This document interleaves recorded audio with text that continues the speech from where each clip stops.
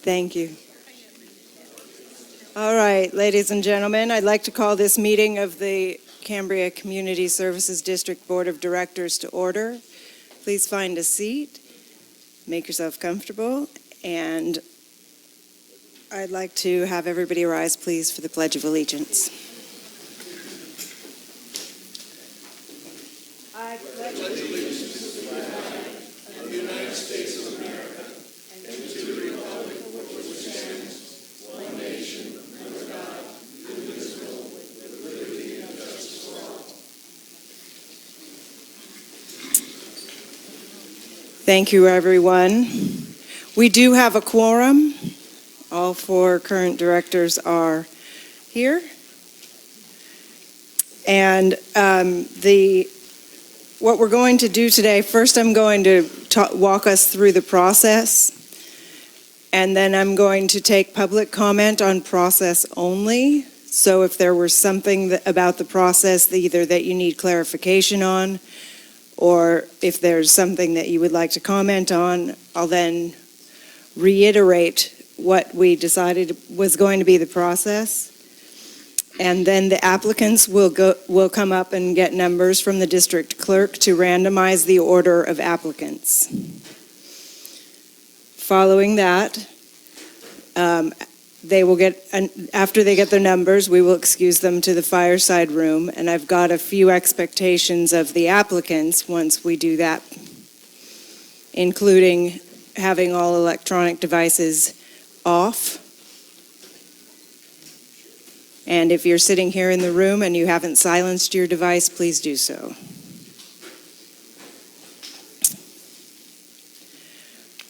After the applicants have been excused to the fireside room, we will take one at a time to provide an introductory statement of approximately 4 minutes.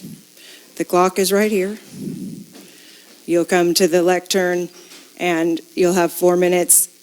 And I want to make sure we have an agreement with the entire board, because there were some things about the process that were vague. So I kind of needed to do something about making sure it was clear what we're doing. So I would like to have a minute or two for some follow-up questions on an applicant's introduction. So if you had a specific short question of the applicant right after their introduction, like a lightning round, not an in-depth. Is that agreeable to everyone? Is that included in their 4 minutes? So if they take 3? No, it is not included in their 4 minutes. Okay, so they can speak for 4 minutes, and if we had a quick clarifying question. Yes, correct. Yeah. If you had a follow-up question based on, is that all right with you, Vice President Farmer? Okay, yeah. Okay, so you'll give your introduction, and if any directors have a very specific and short question to ask based on your introduction, we'll do that. And then the next applicant will come in, and we're going to have help today from Ms. Haley and Ms. Monique, District Clerk, and I don't know your title, I'm sorry. Confidential Administrative Assistant. Confidential Administrative Assistant. Thank you, Haley Dodson. Will be helping us out today with a lot of the But that's confidential stuff. Thank you, Mr. Gruber. So, and then what we will do is after everybody's given their introductions and the brief questions, and I need consensus from the board on this too, because I want to make sure we're all okay with this. We will have the public comment. Following public comment,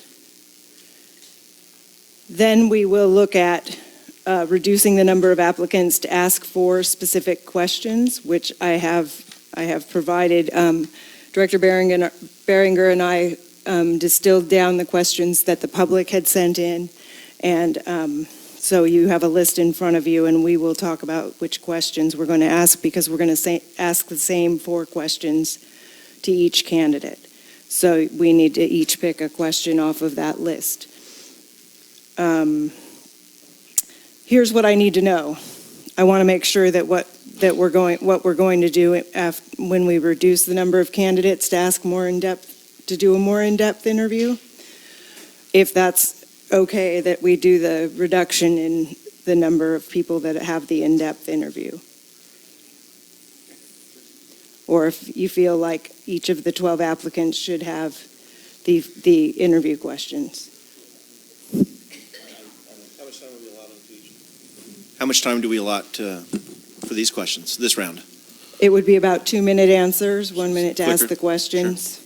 So it's not a super in-depth, but it's enough. It's about 12 minutes per applicant, looking at the time. We can also make the decision. I just want to know whether we want to have the public comment before that point. I think so. Okay. I'd like to, there might be something about a candidate that I'm not aware of, and the public brings that forward. Okay. That way the public has a chance to speak on all the candidates. Okay. I think that'd be the fairest. Okay. Fairest, Good. most fair. That's what we're going for, the most fair process. Make sure you turn on your mics. I need to make sure that all the directors know, please, please, please, please, don't make me put on my teacher hat, because I will. Please turn on your light if you would like to be recognized to speak, and please be recognized before you speak, because right now we're all jolly and happy because it's morning. But later on in the day, when we get more tired, it may be more difficult to be civil. And I would like to make sure that this remains a civil and organized meeting, if nothing else. I also am not going to take any more time to explain right now, because I've gone through the entire process. Once we reduce the number of candidates and do the follow-up interviews, then we'll have motions to appoint somebody. Right, and there's no need to, if someone doesn't get additional questions, that doesn't preclude them from. Correct. Okay. If anyone when we reduce the number from 12 down to whatever number that we end up with, because each director will be picking 3 applicants, and any applicant that is on some director's list, so you only have to have 1 director interested, will move on to the reduced number. That does not mean that the people that are not on the reduced number are eliminated entirely from being chosen. So we're not eliminating anybody. We're reducing if there's somebody that's not in the reduced number, because we end up having a tie 2-2 on everything, the people who've been eliminated from the additional follow-up interview, we can still call on them and or nominate them. It's not a requirement that they make it through to the follow-up questions. I'm making an assumption here that we're not going to find somebody in the first number of reduced applicants, but you're not eliminated until somebody's actually appointed. So we're not cutting anybody off until we have somebody on the board appointed. Is everybody kind of confused now? No, we're clear. All right. The public is going to comment on this now? It would be great.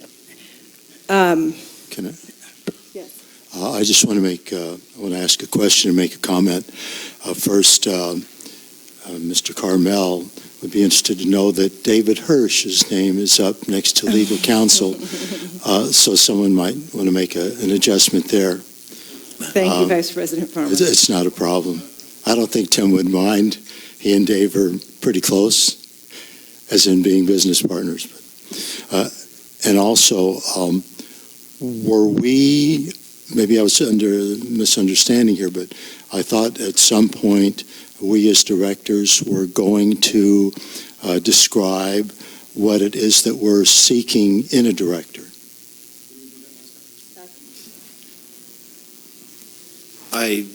That was what we did at the last meeting. If you would like to, this is the time if you would like to discuss that.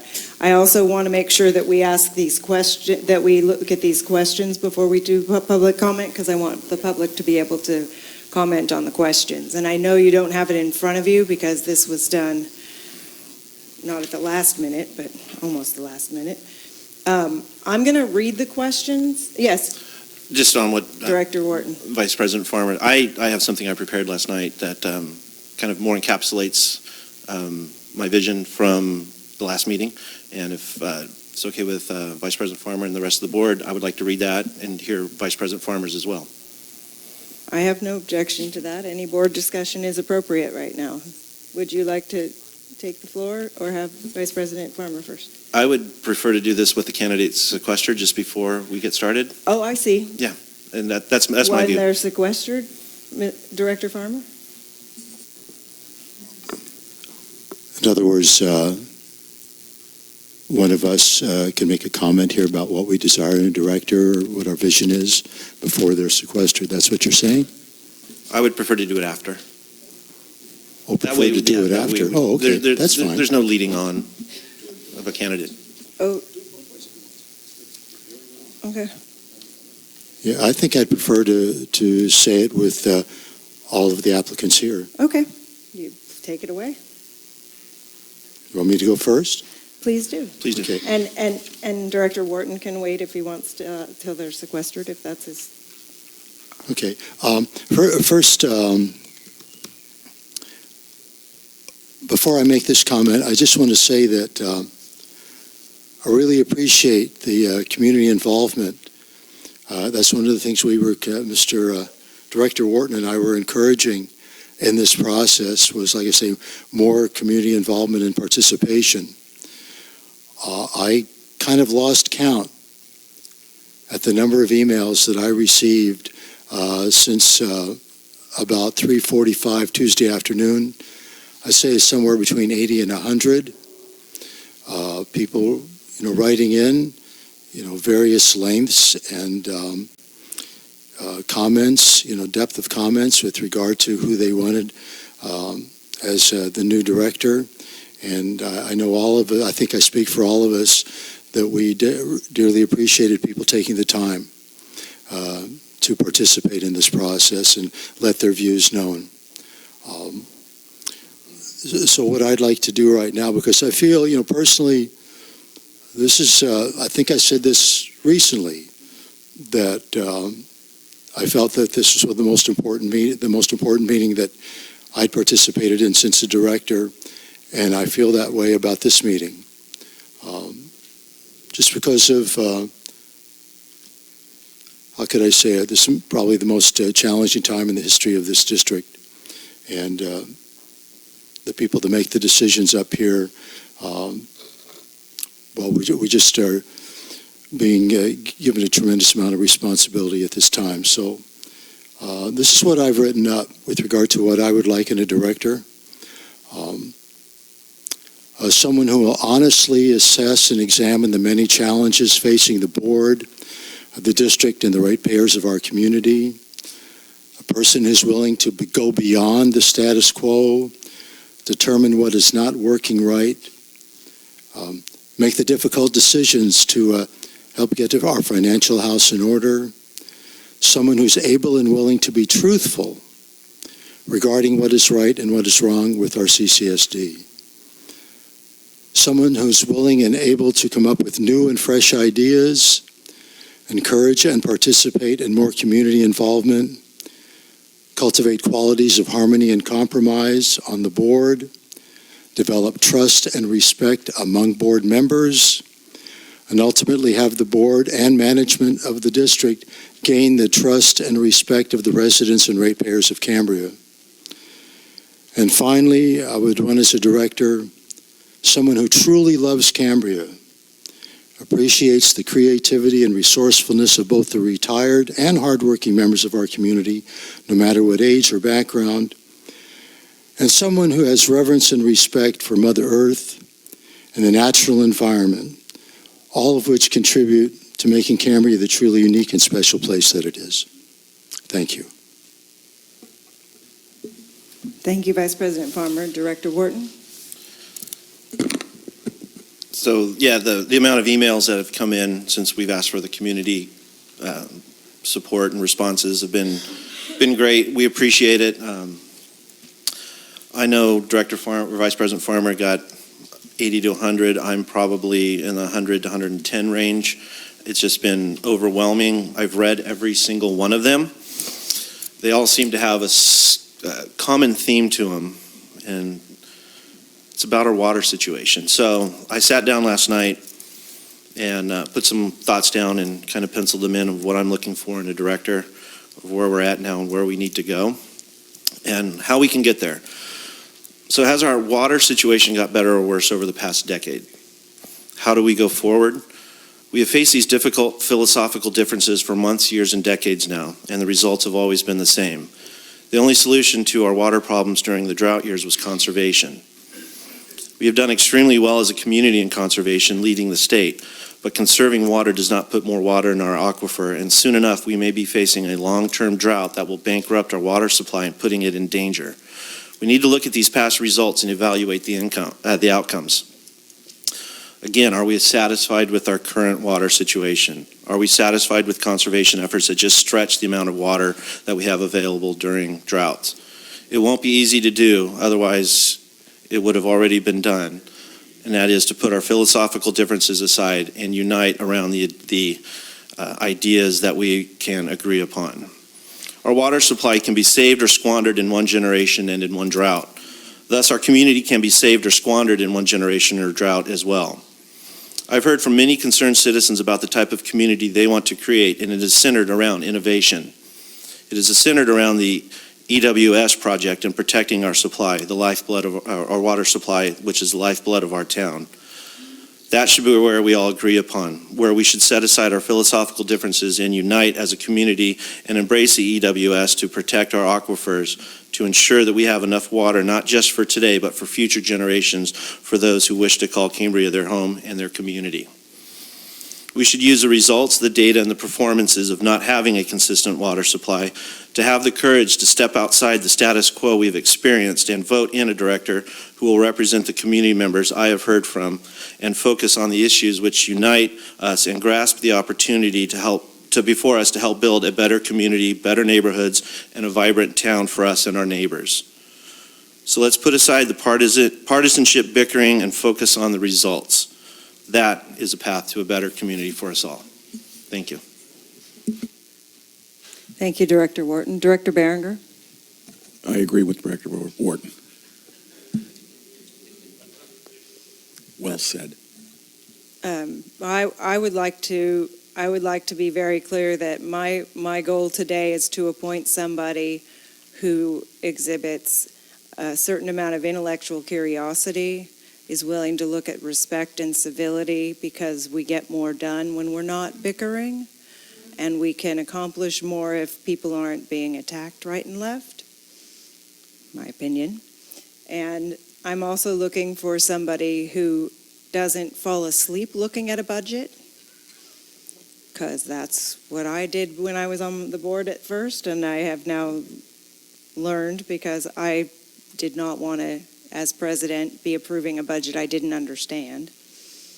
So I'm also hoping that we can have somebody that isn't focused on just one issue, but is focused on the entire community and would represent the entire community. Just as the other directors, and have received many, many emails, including those of you who contributed questions. Thank you very much. I very much appreciate that. And I think one of the things this board must recognize is that this is 12 applicants, not the same 12. A lot of the same people, but not all the same people. This says something to me that we need to be setting up our standing committees. We have enough people interested on a regular, ongoing basis to be participating in standing committees that would look at our finances over the long haul, would look at our services that we provide, whether it's fire or the water and wastewater. And I really hope that at the beginning of next year we can accomplish something like that, so that anybody who applied who might be interested in participating in these standing committees that include citizens, I think that the time is definitely ripe for that. And I appreciate every single one of you who are here today. It's Monday morning. And those of you who have applied for the position. Do we want to go over these questions before we Yes, I'm going to go over. Yeah, Okay. and I provided the AGP with so we can put it up on the screen so that the public can see the questions.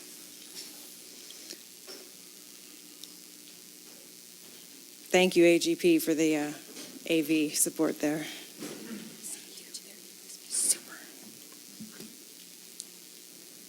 So we're going to, each director can pick one of these questions. If we end up needing, needing more than these four, we'd love that we can go over it. So the first one is, what do you see as the basic purpose of the district? As a director, what do you see your primary purpose or role? What would the first steps be in the process of evaluating and identifying solutions to our fiscal challenges? What do you think fiscal responsibility means for the CCSD board's authority? These don't have to be asked necessarily in exactly these wording, by the way. I just want to put that out there as a writer. What information, data, reports, studies do you rely on to make judgments? Describe a situation where you had to learn a large amount of material quickly, and how did you do it? Identify something the district does that you perceive needs attention, and describe what qualities you will bring to the board to address it if appointed. Describe a group situation where you and a coworker were having trouble getting along with each other. How did you resolve the conflict? Describe a time you were caught unaware by a problem. What did you do? Can you identify specific issues, policies, decisions that you currently take issue with, and how would you begin to address them? How will you work to bridge perceived divides and bring more civility into the overall discourse? And number 10, what questions do you have for the board to help you prepare to take on this commitment if chosen? I want you to be able to see. Yeah. We'll come up with something. All right. Why don't we start with Director Berenger? Do you have one that you would like to select? Okay, yes. And by the way, this was distilled from far more questions, but we felt 60, by the way. Yeah. And we felt that this kind of hit almost every subject. And since I've seen them before, I'd like to take number 4 as the one I would ask is, what information, data, reports, studies do you rely on to make your judgments? Unless somebody else wanted that one more. You know, before we go too much further, actually, I think maybe it would be helpful to have public comment now that they've had the questions. That's to even hear a better from the idea. public. To hear from the I public. like it, yeah. Now, I know a lot of you, because before I described the process that there would be 2 little segments of public comment. A lot of you turned in slips, I'm assuming, to talk about the candidates and who we might appoint today. If you would like to speak to the process that I've described or these questions, now would be the time to approach the lectern, and I'm going to assume that most of the slips I already have are just for speaking to the candidates themselves or to the actual appointment, but not the process. Is there anyone that would like to address the process at this point? Yeah, I do, if I may. I don't have a slip, but I... That's fine. Nope, please approach the lectern. You can. My name's Steve Niffen, Good morning. and I've said it before, and I'm not going to belabor it, but I'm against the process. I think you should choose. We've been over that. And you know that I have this odd little thing about elections, but the amount of people in the room tell me that somebody should not be allowed to run as the incumbent on the ballot because of this process. That would be a disadvantage or an advantage to them that I don't think is appropriate one way or the other, because we know the power of the term incumbent on the ballot itself. And so I think that that's an important thing to consider in this process. Thank you. Thank you, Mr. Niffen. Is there anybody else that has any comments on the questions or the process before? Please, approach. Don Howell. I didn't see the invitation to submit questions, although I had understood that was part of the thing. So I just want to throw one out just because I thought of it, which is, this is all assuming that a candidate actually has some idea as to what a solution to a problem might be. What I would like to hear from the candidates is, what problem do they see that Cambria as a community has, which they do not have a solution for? Because sometimes it's well to find people who don't have the answers. So that's the only comment I wish to make. So thank you. Thank you. Can you, yes, please, go ahead. Yeah, number 5 and number 8, maybe touch on those a little bit. A little bit, A yeah. little bit, yeah.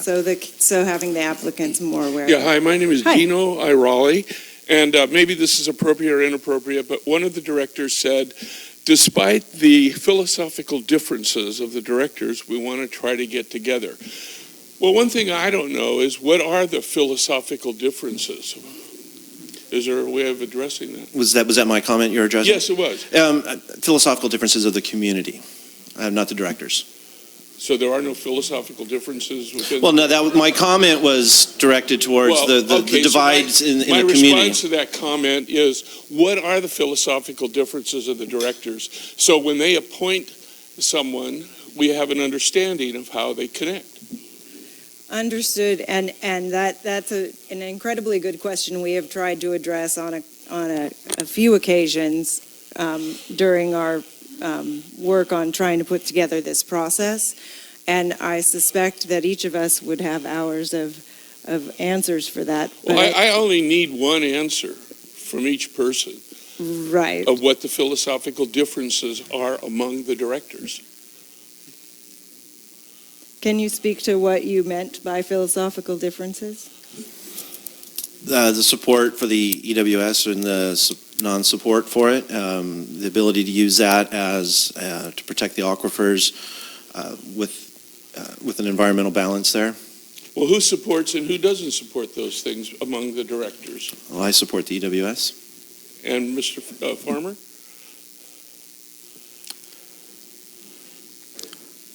I think it's a distinct possibility that we have a different vision for the future of the community. That would be a strong philosophical difference. Also, how the ratepayers' money has been and is being spent probably has been a difference of opinion in that area. Okay, thank you. President Rice? I think we have to go from where we are, and where we are is we need to finish permitting that equipment so that we can use it when we need it. Okay, Mr. Berenger? And I definitely support the EWS. All right. And I don't think that there's a philosophical difference on spending ratepayers' money. I think that we're trying to do the best we can. We don't have enough of it. What about the financial? Well, I think one of the Okay, things that you yeah. will hear when we get to the point where we're going to be doing the voting is that if somebody makes a motion for a certain applicant, I would hope that they would speak to why they think that applicant, and that will probably All right, answer thank that you. question Thank you for very you. much. I appreciate you bringing it up because it is important. What was, sir, what was your name? Dino, he asked you what your name is. If you, Say that again? I just was going to get your What's your name, name? and if, Dino. Dino? D-I-N-O, Irali, A-I-R-A-L-I. and I would be willing to take some time out of my day down the road to sit with you and chat. Fantastic. So I'll look forward to that. if you might be able to get the email address for me from Monique, the district clerk, and you Okay. can email me, and I'd be happy to set something up with you. Thank you. Likewise. Mr. Hellman, about the process, sir? Yeah, about the process. Okay, welcome. About the process, I'm standing there back there, and it seems like I'm almost getting to a point of platitudes and verbiage toxicity with 80,000 questions and all kinds of stuff going on and all this philosophical stuff and all. It's like people that have meetings about meetings to have another meeting to have another meeting. It just gets lost in all this words. Why can't you just ask these people that are applying, why are you applying and what qualifies you to be a director? And just cut to the chase and get to the meat of the object instead of all this myriad verbiage. Thank you. Thank you, Mr. Hellman. Director Behringer? I agree, but everybody gets a chance to talk about their particular qualifications or why they want to be a director. But also, it's not required that we go and ask these questions. It's only if we feel that we want additional backup would we choose one of these questions.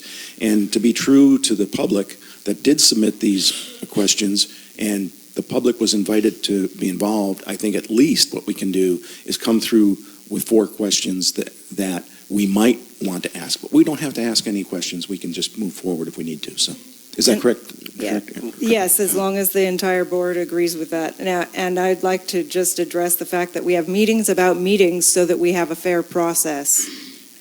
It's the most important part of what a government does, is to make sure that we have a process in place that's fair, and I don't get to decide by myself, which is why we have to have meetings about meetings, because we are only allowed as a board to take any action or work on board business in public. So that's why we have meetings about meetings.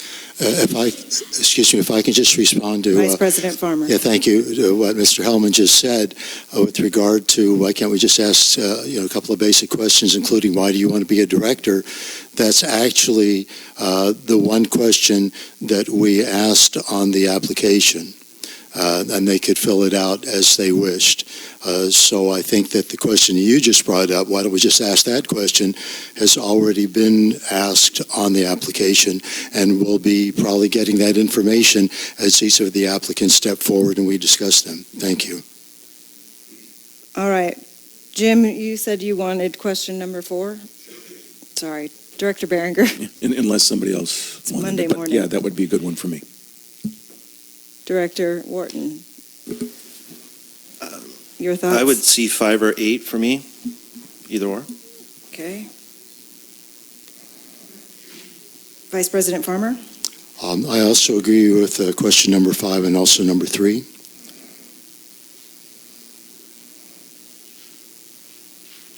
I'll take 5 then. Is 3 okay with you, Vice President Farmer? No problem. Okay. And let's make sure I have this correct. All right, and I've been so busy putting this process together, I don't even know what question I'm going to ask yet. I think that I would like to ask the question about, I think I'm going to ask number 9. Let's each of us read the question once as a rehearsal. Why don't you start, since you're number 3, Harry? Following with Director Berenger. Sure. So what would be the first steps? What would the first steps be in the process of evaluating and identifying solutions to our fiscal challenges? What do you think fiscal responsibility means for the CCSD Board's authority? Okay. Director Berenger? Yeah, I'm going to try and make it shorter if I can. What information, data, reports, studies do you rely on to make your judgments?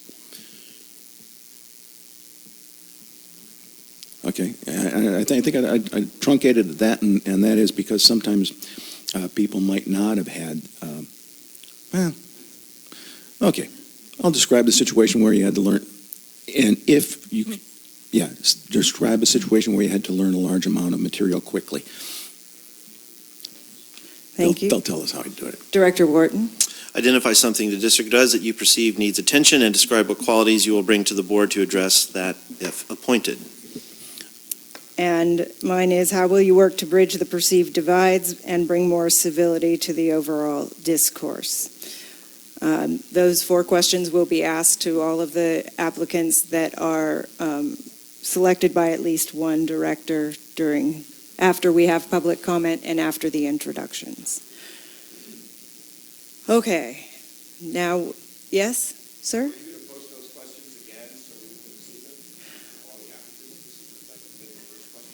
So the answer, the question was, are you going to post the questions so that the applicants can see them? And that is a very good question. Let me,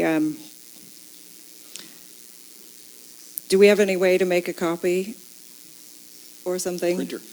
Of the questions for the, Sure. Oh, but wait, no, the answer is no. Just took me a second, because one of the reasons I want to speak to, now I'm going to speak to the applicants a little bit, and then and this will answer your question, I hope, Mr. Costanzo. We're going to have the applicants take their numbers to get randomized.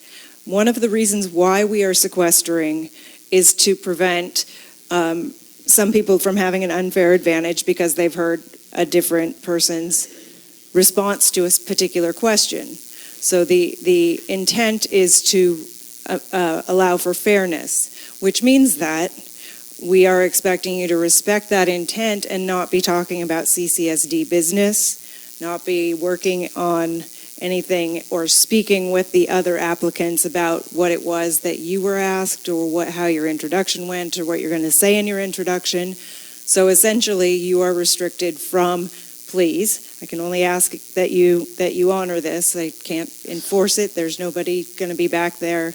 Even though we've got fire chief here, I don't think we've got anybody to specifically police it, but I would ask you to respect that we would prefer if you didn't talk CCSD related information. So in a way, you're going to be, you can ponder all you like in silence, and hearing the questions that we have determined are going to be answered is all of the information that you will get.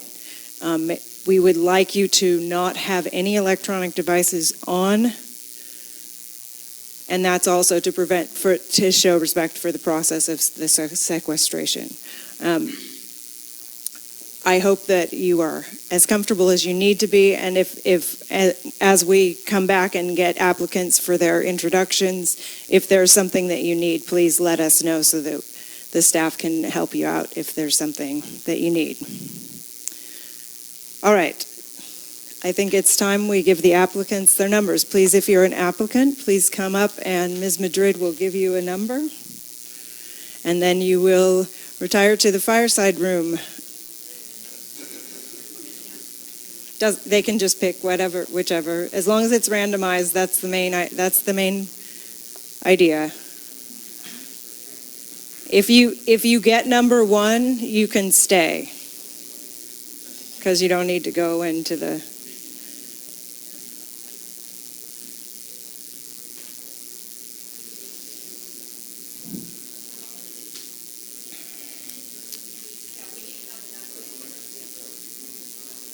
Yes, please. 17?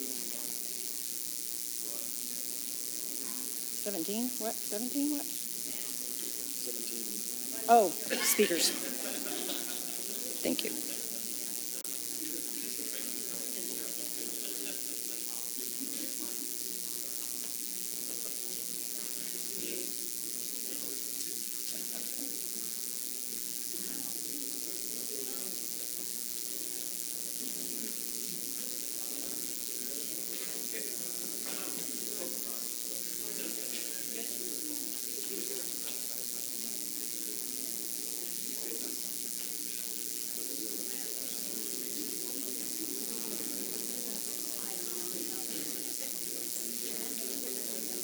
Well, you can go ahead and do the hokey pokey if you want while you're back there. That's not CCSD business.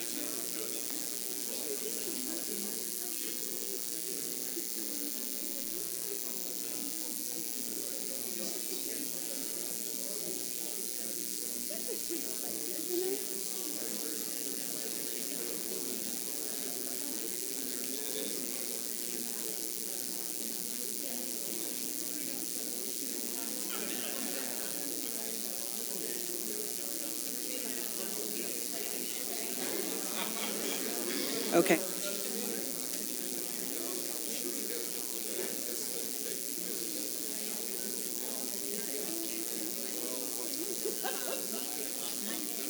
Rabble rouser. Yeah, that's it, man.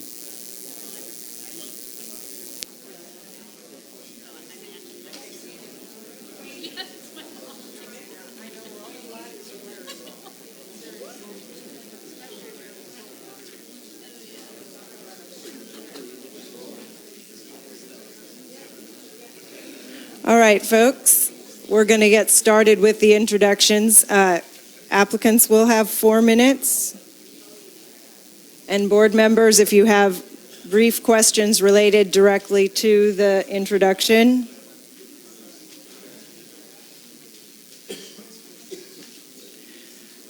The most important part of this day is going to be long, I will tell you right now, but the most important part is us hearing from the applicants so that, and everyone that is here today being respectful of them, and so that we can make sure that we hear what they have to say. First up is Mr. Dwayne Lee. Are all the applicants in the fireside room? There we go. Good morning, Mr. Lee. Good morning. Please let me know when you're ready. And can you see the clock? Yes. Okay. Well, I won't be able to see it when I put my glasses on, but I'm sure you'll let me know.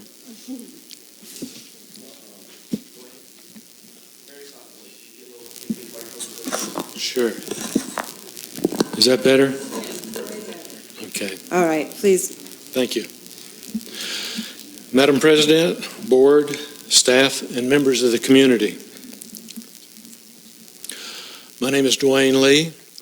I've lived in Cambria for the last 5 years. I graduated from Eastern New Mexico University with a Bachelor of Business Administration and Finance. I was self-employed for 25 years, owning and managing 2 retail office product stores in La Mesa and Amarillo, Texas. I owned and operated Scuba Training Center, where I taught scuba diving, sold equipment, and escorted groups on dive travel to the Caribbean. I served on the board of directors of the Rotary Club in La Mesa and on the West Texas Girl Scout Council in Abilene.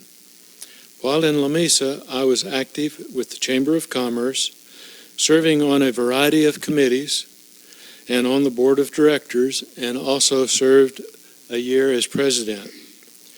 This service required problem solving, negotiating, and compromising to reach agreeable consensus. The problems we have now concerning the CCSD will require discussion and participation by all sides. The stakeholders, the staff, the board of directors, and the state regulators. We can fix our new water plant and repair and replace the infrastructure of Cambria if we all work together. My experience on many boards gives me this ability. As I said, I have lived in Cambria for 5 years and have seen how the difference of opinion on water issues has split the community. By working together and keeping the community informed and involved, we can solve these problems. I would suggest that we start with more standing committees as a first step. Seeing how the Build-Out Reduction Committee worked makes it clear that we have an abundance of very smart people who are willing to serve on committees, and we should not hesitate to use them.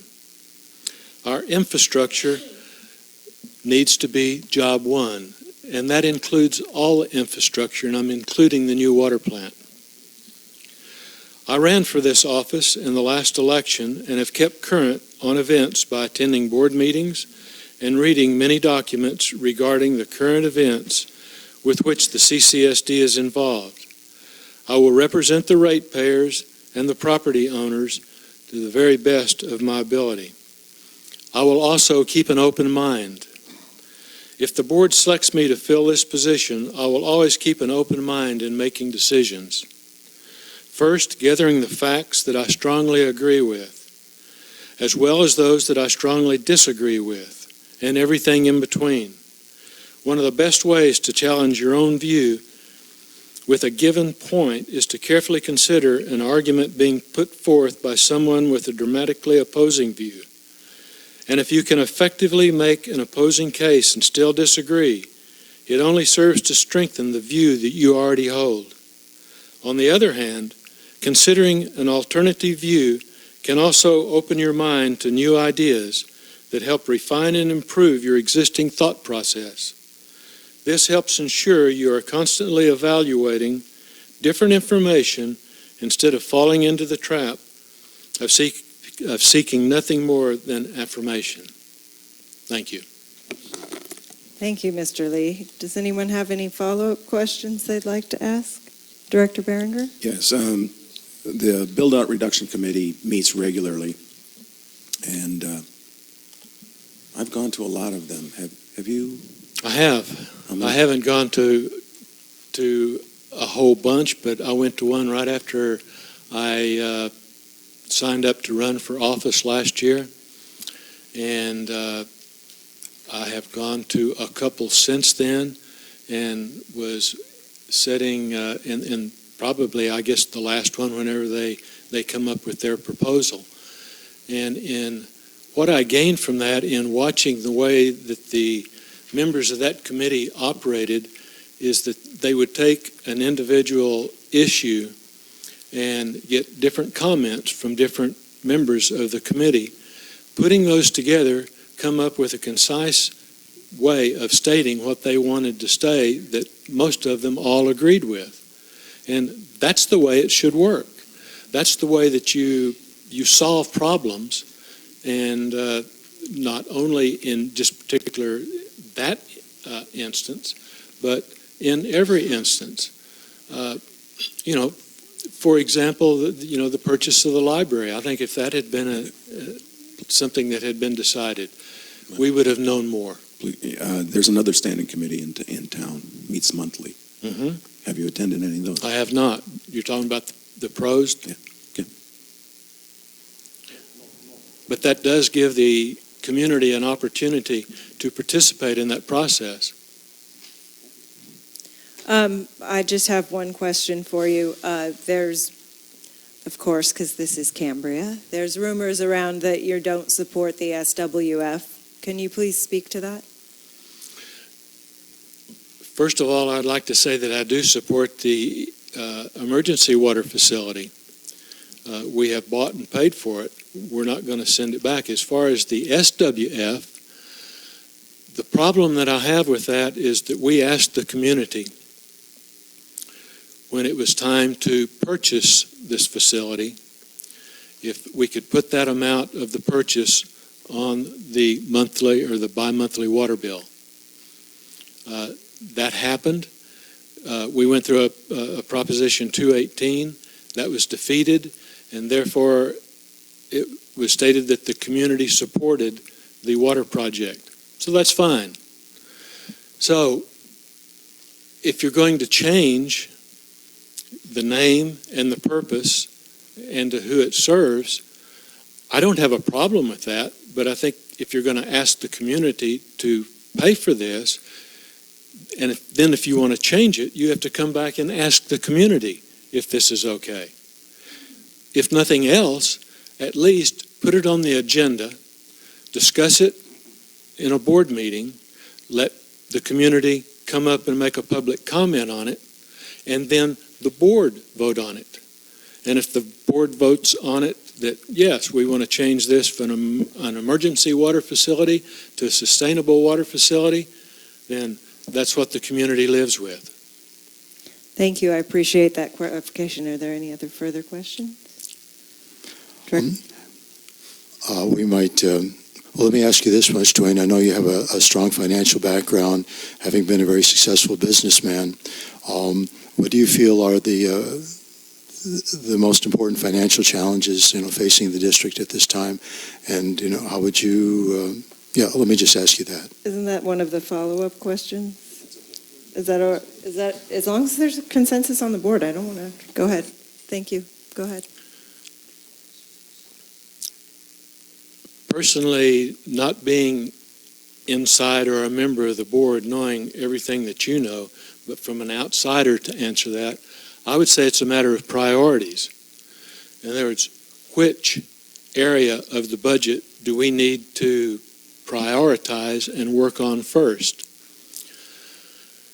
That would come, from the staff. I remember several years ago, I was in one of the board meetings, and our general manager put up a slide presentation on what part, an individual part of the infrastructure was old and needed to be replaced and what needed to be done.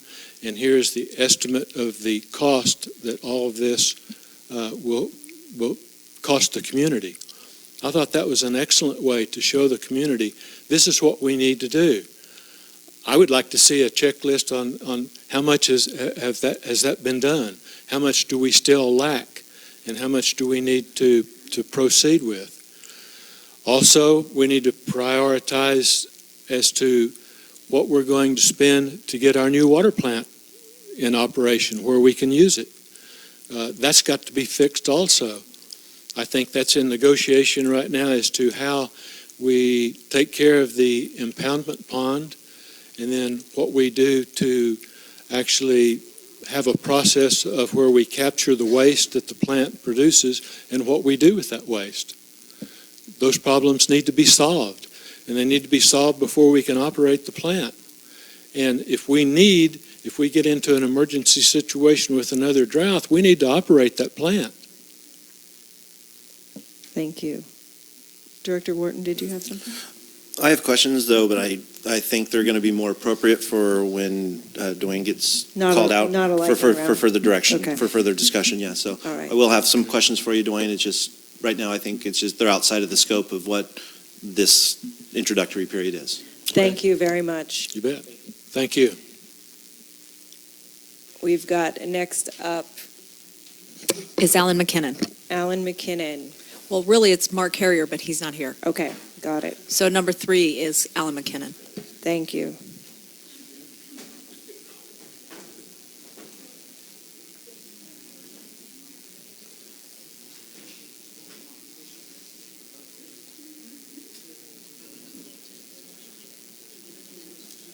That was a little.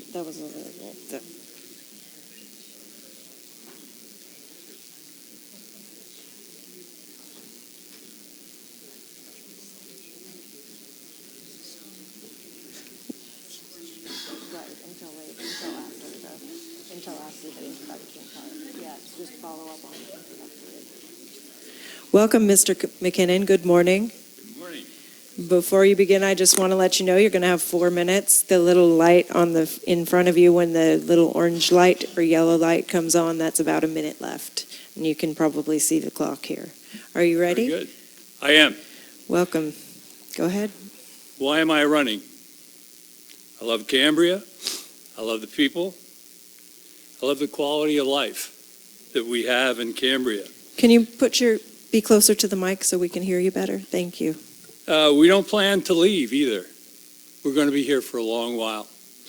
We've been here for 17 years, and we truly do love this community. I believe I can make positive contributions to the board. I'm an engineer, and I also have run businesses. My engineering background, USC. Management and finance, MIT. Experience, 35 years in business. From a development engineer, Canoga Park, to the president of a $100 million company in upstate New York, and a co-founder of a robotic company also in upstate New York. I'm a resident for 17 years with my wife, Teresa. We've belonged to many organizations, and I think I have a good understanding of the various factions within the community. I belong to NCAC, and I was also a member of the CCSD 2008 to 2012. Some of the proposed actions that I believe are important from my viewpoint, and maybe I can convince the board to also join me. I think there's not one, but there's 3 elephants in the room. We have a bloated budget, $8 million in 2014. It's now somewhere, I'm not sure exactly, but towards $11 million. That's 40% increase in 3 years. SWF, EWS. Some people like EWS, some people like SWF. But it's $13 million in counting, and it's not operational. A major challenge. We have a divided community. We have the growth, and the non-growth without compromising these two factions. And there's another group within the middle, and that's people that just want to get water and wastewater fire protection. We have to come together, and I think there's methods in which to do it, where the growthers and the non-growthers discuss a common mission. And I've done it before with conflict resolution, and I could do it again. They're in SWF. Let's just bring that to a head. One of the big problems is our pond, that lovely pond. One of the suggestions I'd have is to convince our Parks and Recreation Department in the state to buy it from us, to make it part of their park, which would make a lot more sense once we eliminate the contaminated condition it is now. Board of Supervisors should be brought into this conversation. What they've done with Los Osos and Nipomo, they've spent tons of dollars, but we're like a stepchild to that organization. We need to demand more response from those folks than they've given us. Oh my goodness, it can't be 4 minutes, can it really? It was Just, really. can I have just a few more seconds? Why don't you finish up? I would propose Quickly, that we can offer at least 10 water meters a year, because there's only certain ways we're going to be able to pay for this tremendous expense that we have out there. And 10 meters could be, in fact, a beta test of how well that could be done. And if we ever do that, I think we should remember the Homestead Act of 1862, that if these people are given the right to build, they better build and join our community and contribute to our community, or else stop, cease and desist. You're not going to get, you have to return your water meter. Budget. Could you Works. just wrap up, though? We're trying to be fair with everyone. Okay, I'm done, but I have some good thoughts about budget. And you may community. be able to contribute those as we ask the follow-up interviews. Does anyone have any questions for Mr. McKinnon? I have one follow-up question, and if you could, this is lightning round, please keep it brief. Could you speak to what the first thing you would do on the budget would be? First thing I do is an internal audit. Can you explain what you mean by that? Right. We have a history of loving every consultant that walks in the door. I don't believe in consultants. I believe them for reference points. But what consultants do, they ask you what you want, you give them all the data, and then they give you in a big pile like this, plus a bill, the results. So I would do that. And the other area, and I see this just in wastewater, we have an overhead function that's almost 30% of the operation. That's unacceptable. And what we have to do with the budget is, in my view, and I've done it before, it's easy to get 10% reduction and improve operations if we do it right. Thank you, I appreciate that response. Any other questions? Thank you very much. Oh, that was quick. Thank you. All right, we've got the next, thank you. Ms. Number Dodson. 4. Yep. Number 4 is Jeff Walters. Jeff Walters.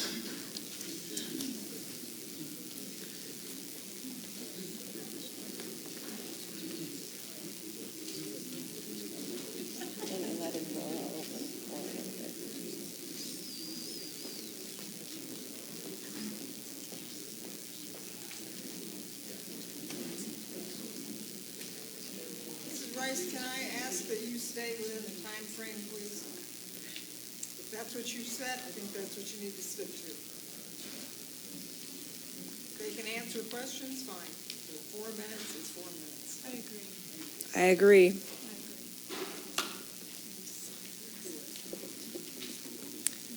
Welcome, Mr. Walters. Good morning. All right. The clock is going, and when it All right. turns yellow, you got about a minute left. Okay, sounds terrific. I'm hoping to use it quickly. Good morning, directors. Thank you very much for giving me the opportunity to speak and the opportunity to present what I might have for the board and some of my concerns for the community at large. First and foremost, I'm kind of doing this in somewhat reverse order like I've done before because as Director Wharton has mentioned, a lot of times water takes up the entire issue, and then I don't get together with a lot of other things that I kind of hold near and dear to my heart. First thing that I would like to talk about is the environment here in Cambria, and one of my goals, as stated in what my the original goal was, basically one question, and how would I handle what I see for Cambria's future.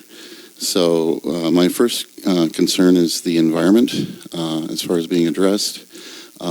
We have a really interesting and unique and worthwhile system of pocket parks in Cambria that already exist, mostly fostered and supported by Green Space and also private donation. I'd like to see that continued and endorsed by the CCSD and maybe even augmented by grants and funds that the CCSD might try to oversee and point in that direction.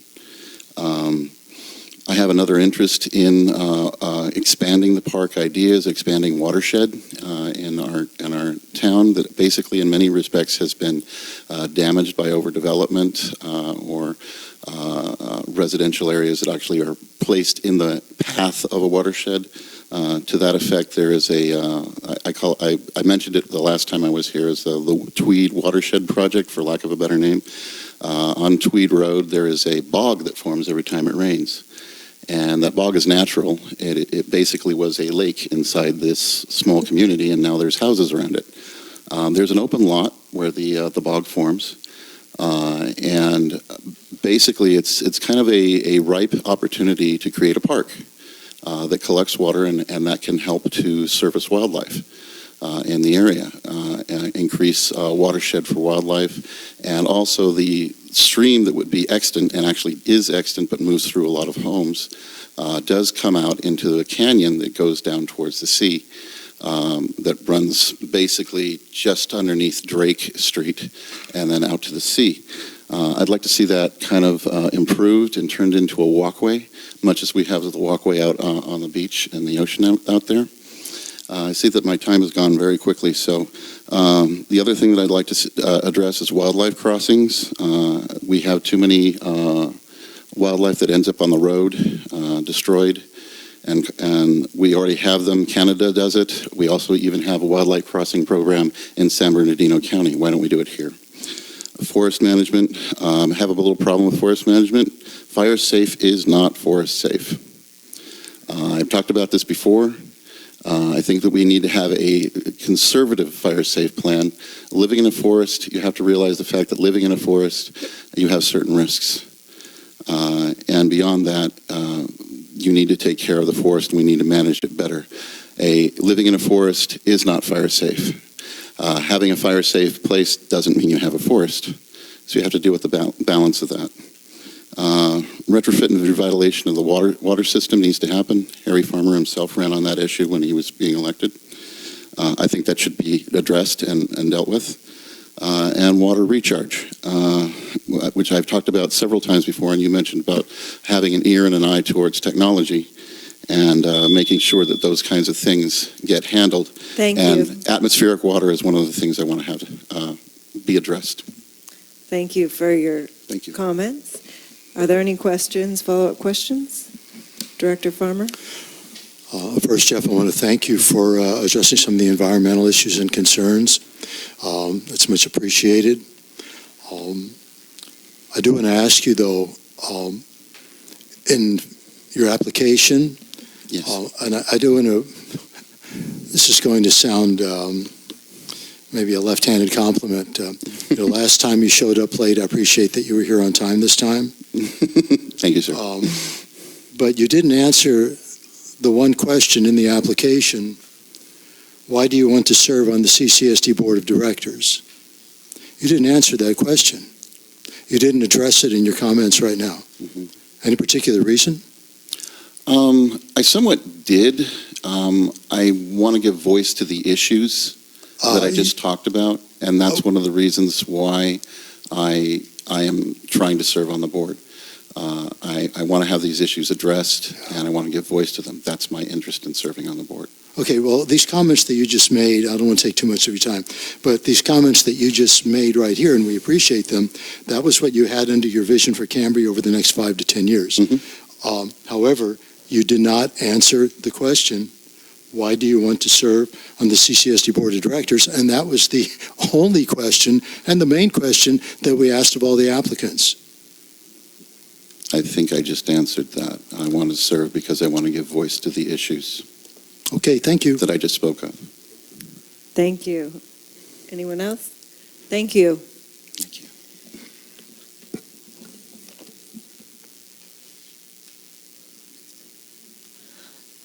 Number 5 is Karen Dean.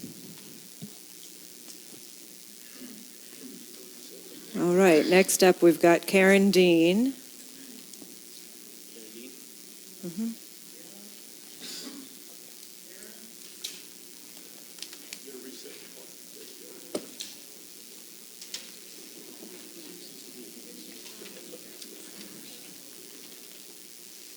I feel like we should have some music or something in these little interludes.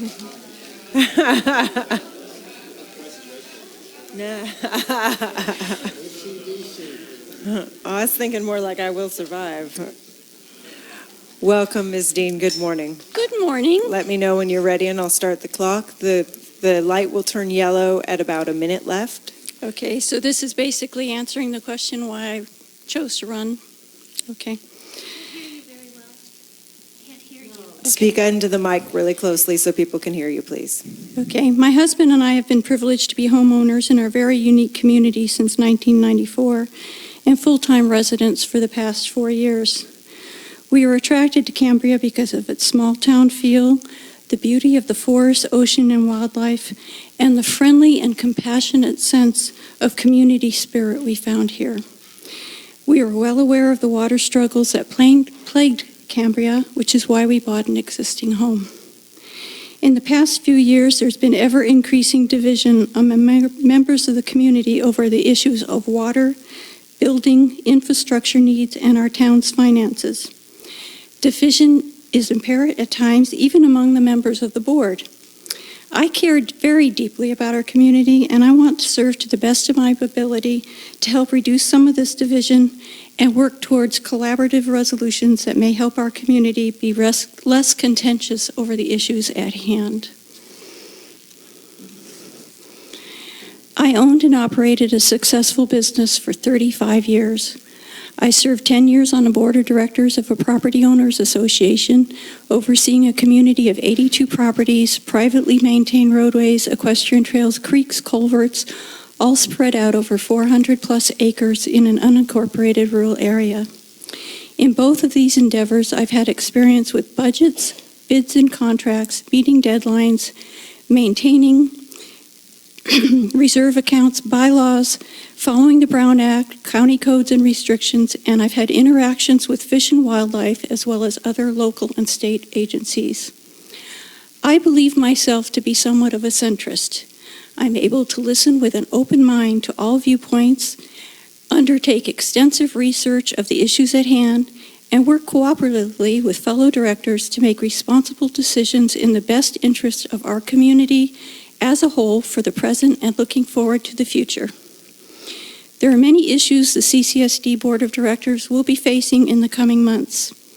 Obtaining the final CDP for the water treatment facility, resolving our brine disposal issues, growth, prioritize planning and funding for our infrastructure needs, budget control, adequate water and wastewater funds, maintaining our forests and environment. I look forward in participating in these challenges that face us going forward. Thank you. You're very welcome. Does anybody have any questions for Ms. Dean? Yes? You bought an existing home here. If I recall correctly, do you have property on the wait list? Yes, I do. Thank you. Kind of follow-up question to that. Are you going to build on that lot? No. Can you We are please explain? surrounded by properties on the wait list where we are.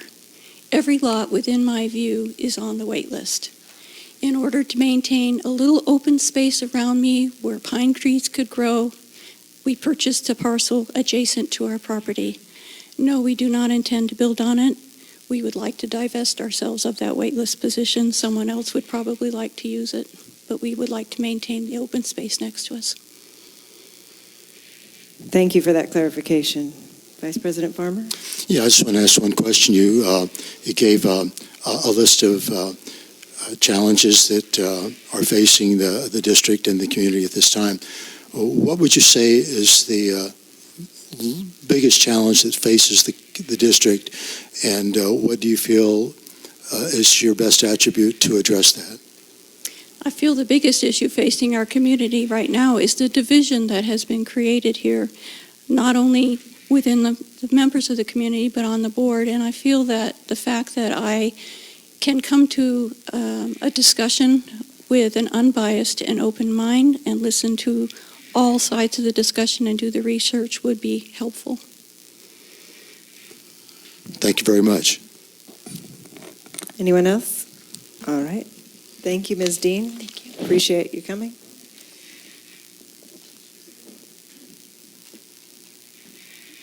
David Pearson is next.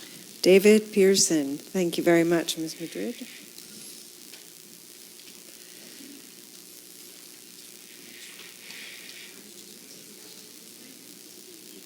Where's my DJ?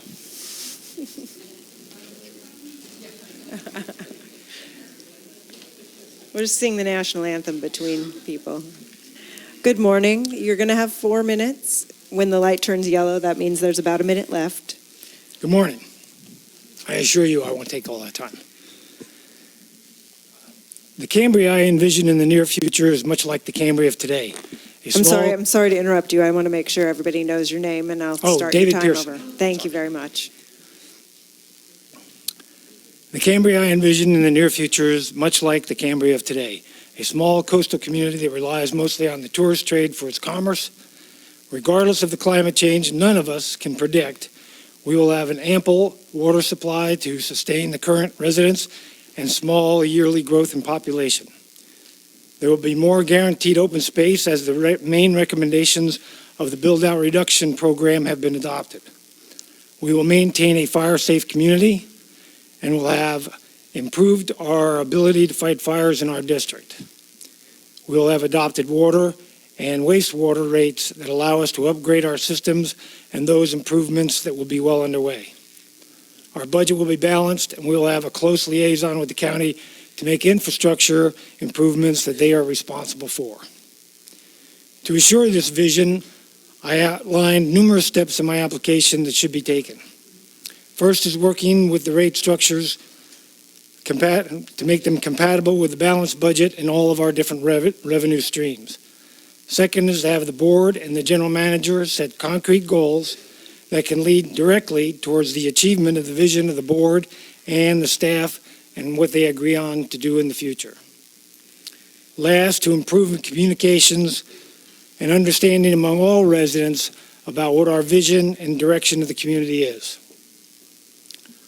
All of this is doable with the board and general manager staff working as a team to serve the community. When I was a general manager for the train company, our guiding principle was serving the customer's best interests always. This should be the prime goal of the board and the staff, serving our customers who are the people of the community. I have an engineering background that helps me understand the issues faced by the district. As general manager, I was responsible for the profit and loss of a $100 million enterprise, and my paycheck depended upon good fiscal management. So I have some of the qualities you have asked for. In public safety, my experience is rather limited. When I was a young boy, my father was the chief of the local volunteer fire department, and I spent many Saturdays cleaning out the station house and polishing the engines. We were always proud when the team brought home first place in the local parades that we participated in. But I'm eager to learn from Chief Hollingsworth what his challenges are. Thank you for the opportunity and for your consideration. Thank you, Mr. Pearson. Director Wharton?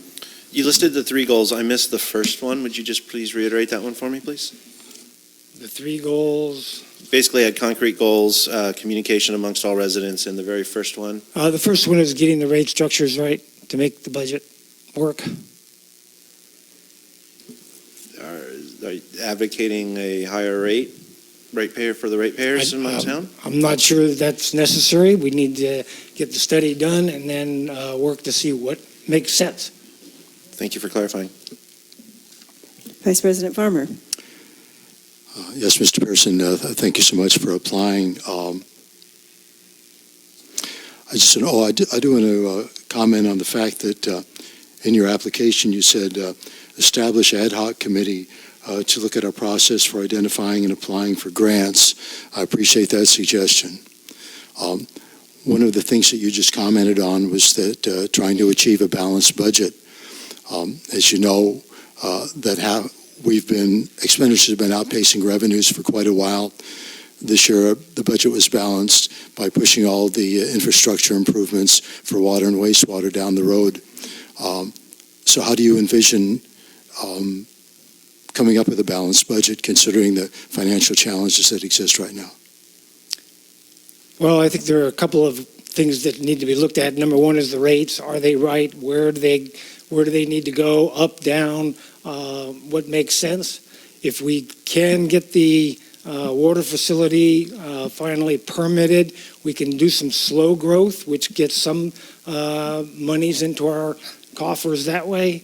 And also, I do agree that we need to do a better job of applying for grants.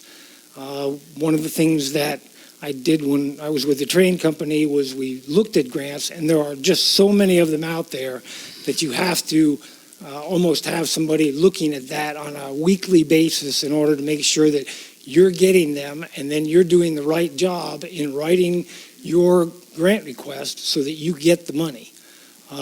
The other thing is that at some point in time, next year, I hope, the federal government is going to come up with an infrastructure plan, and they'll be looking for shovel-ready projects. Well, we need to have some shovel-ready projects, and right now we might not. Thank you. Did you have a follow-up, or is that? No, but thank you very much for your answer. Thank you very much. Thank you.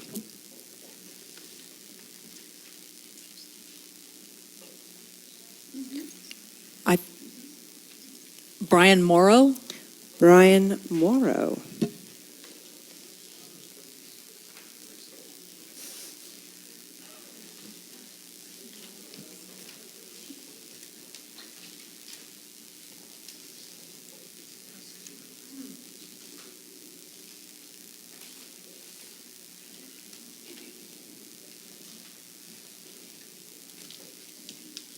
Good morning.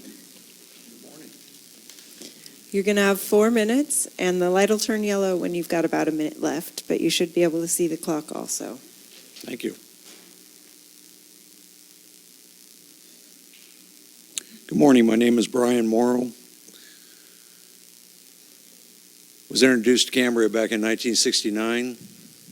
I love Cambria. I love our little community.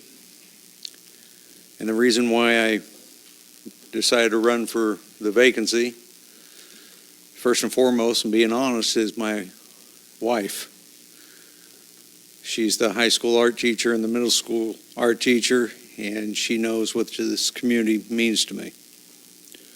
So I'm willing to take any questions you have.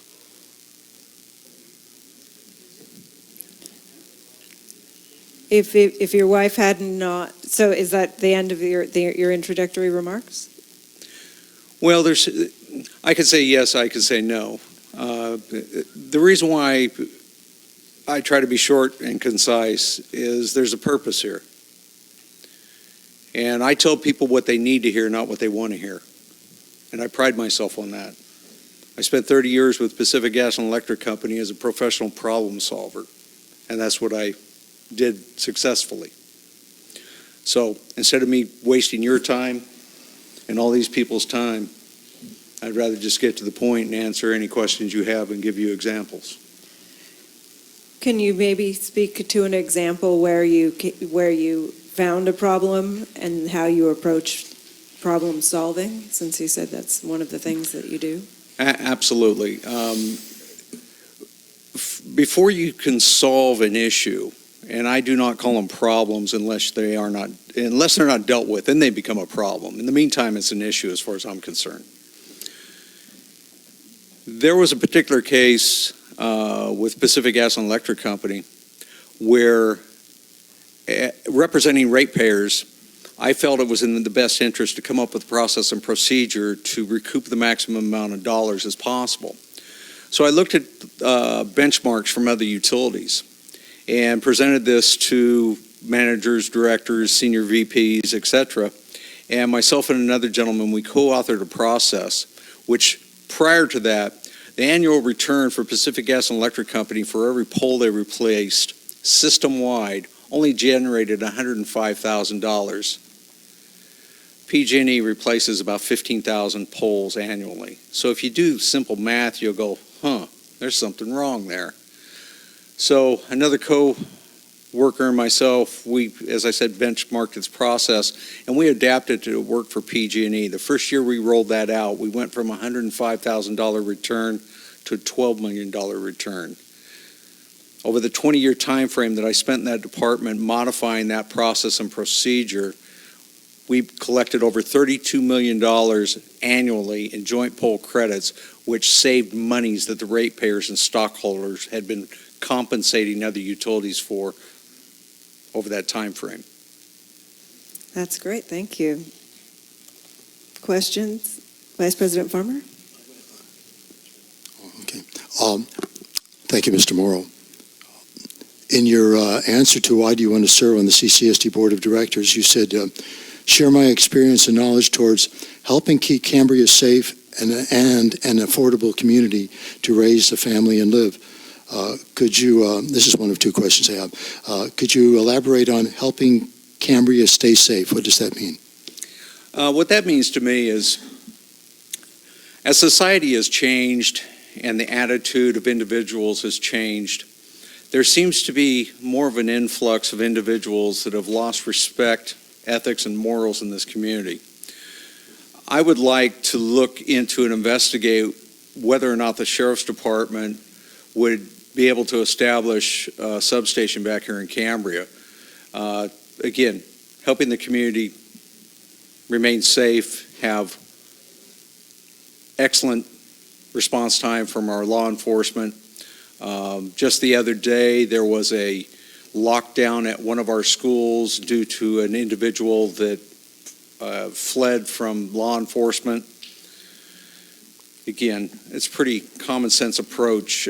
Saturday, great example. Happened to be walking downtown, and there's an individual walking cattywampus, also known as diagonal. Go ahead and finish Walking yours. diagonal across the intersection by Bob and Jan's in the old Bank of America building, yelling at the top of his lungs at 12:30 on a Saturday afternoon with tourists on our street, saying, shoot me in the head, put me out of my misery, throwing the F-bomb out left and right. And one of my fellow Lions, Nate and I, were standing on the sidewalk shaking our heads going, is this what our community has become? So, Vice President Farmer, that's how I address that. Thank you. Let me ask you one more question, if you don't mind. You say you're a professional problem solver. So very briefly, what do you say is the biggest problem with the CCSD, the board, and the district, and how would you initiate solving that problem? To answer that question, Vice President Farmer, I would need more information. Again, I'm not going to tell you what you want to hear. I look at the facts, I analyze them, and then I come up with a solution. Okay, I didn't necessarily want to hear anything in particular, but thank you. You're welcome. Director Wharton. First off, I know the individual you were talking about. There was about a 20-minute response time on Friday to a call with the same individual. So yeah, I think that might be something we need to investigate as far as maybe a sheriff's substation up here to keep the streets safer. And again, thanks to your wife for being a teacher at our wonderful community school. Both of my daughters have interactions with her. My question is a yes or no question, quick and to the point. Do you support the EWS and the conditional and the coastal development permit associated with that? I would like to have more information.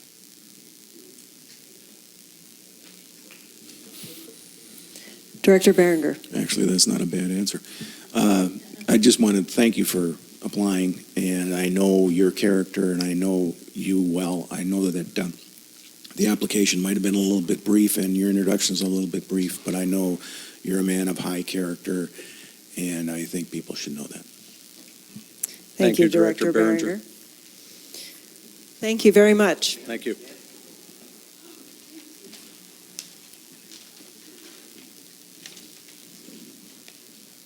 Alan Fields is next.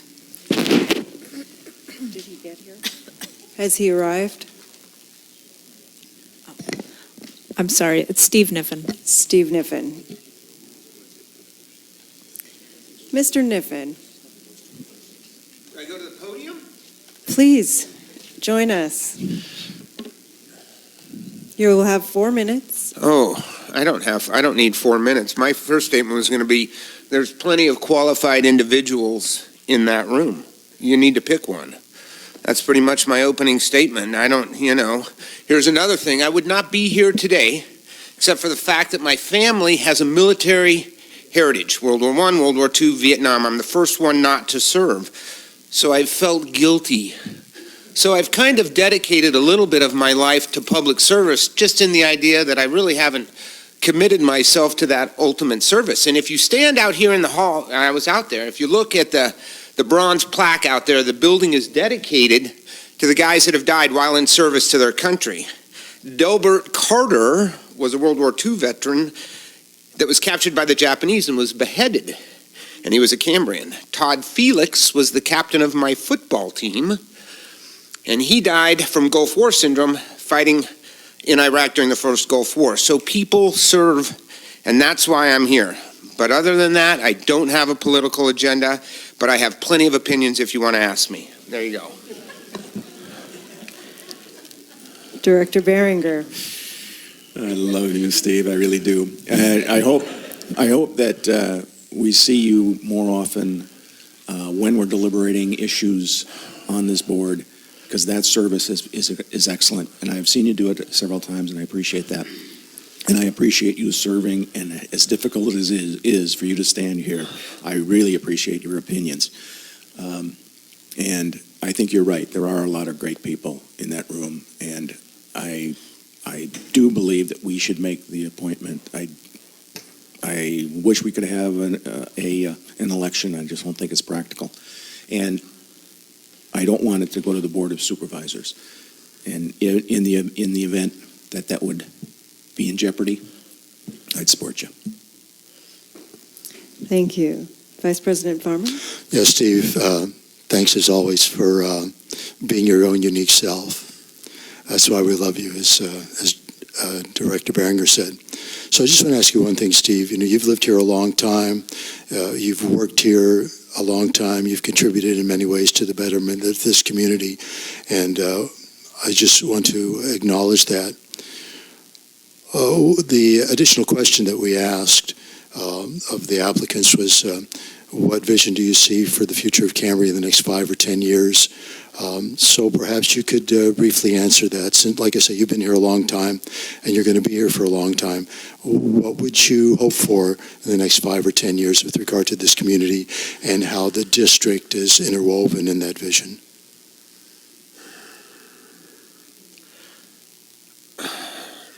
Life goes on. We grow. There's more people. We have to do something with the people. What are we going to do with them? And I feel like our idea is, well, we're not going to have them here.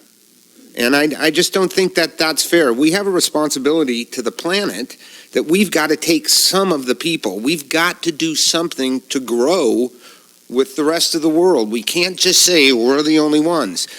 I believe in the protecting of the environment. I believe the Monterey Pine Forest is important. So as I've grown older and matured and changed my opinions on things, instead of cutting all the trees down, I honestly believe that there's got to be some interface between the people and the forest. But we've got to be responsible to the people on the list that are paying taxes, that are doing that. I believe that in the bottom of my heart. I've said that for 30 years. We cannot take those people's tax dollars without giving them some benefit of what they're paying for, and I believe that in my heart. I stood at the Board of Supervisors meeting 89. I said, we need 125 houses in this town. I can't believe we said that. Now I honestly believe 5 is the number. I've been pushing that. We should build 5 new houses a year. That's it. Not 10, not 15, not 20, 5. Let's build 5 and see what happens. If it works out, we can build 5 more. And that's the number. And we'll just go from there. That would be my vision. At least we're doing something to relieve a little of that pressure. Because I think that the lawsuit's going to come someday. I know they've been talking about it for 30 years, but someday that lawsuit is going to end up on some judge's desk, and he's going to look at that information and he's going to say, you have not been diligent to the duties that are written in the Constitution of this board to provide services to the people that pay taxes in this town. Thank you. Director Wharton. Thank you for answering my question in advance. I just wanted to say thank you, and I appreciate your explanation of why you are in service to this community. It definitely deepens and broadens my understanding of what you do here. Yeah, there you go. Thank you very much. You bet. Am I done? You are. I just have another quick. Director Wharton has one more question. Go ahead. It might be a little silly here, but I've talked to people who've sat in on meetings with you. I've sat in on one of the pros. You're a fan of the one that nothing gets done after 1 hour. Yeah. Can we cut these meetings to 1 hour? Yeah, I'm literally. I've been on site councils, boards. I've been on PTAs, Little League, Chamber, booster site councils, and the pros. And I've never given a chairman report because I think that's just pontificating. It's all covered in the meeting. 1 hour, let's go. If it's over an hour, we'll have another one tomorrow morning. Wake up early and go to work. That's my motto. I will literally get on my hands and knees and clean this floor because that doesn't bother me. But another 1 hour meeting, that'll kill me. Thank you, Steve. Thank you, Mr. Niffen. Couldn't agree more. And we've been here for an hour and a half.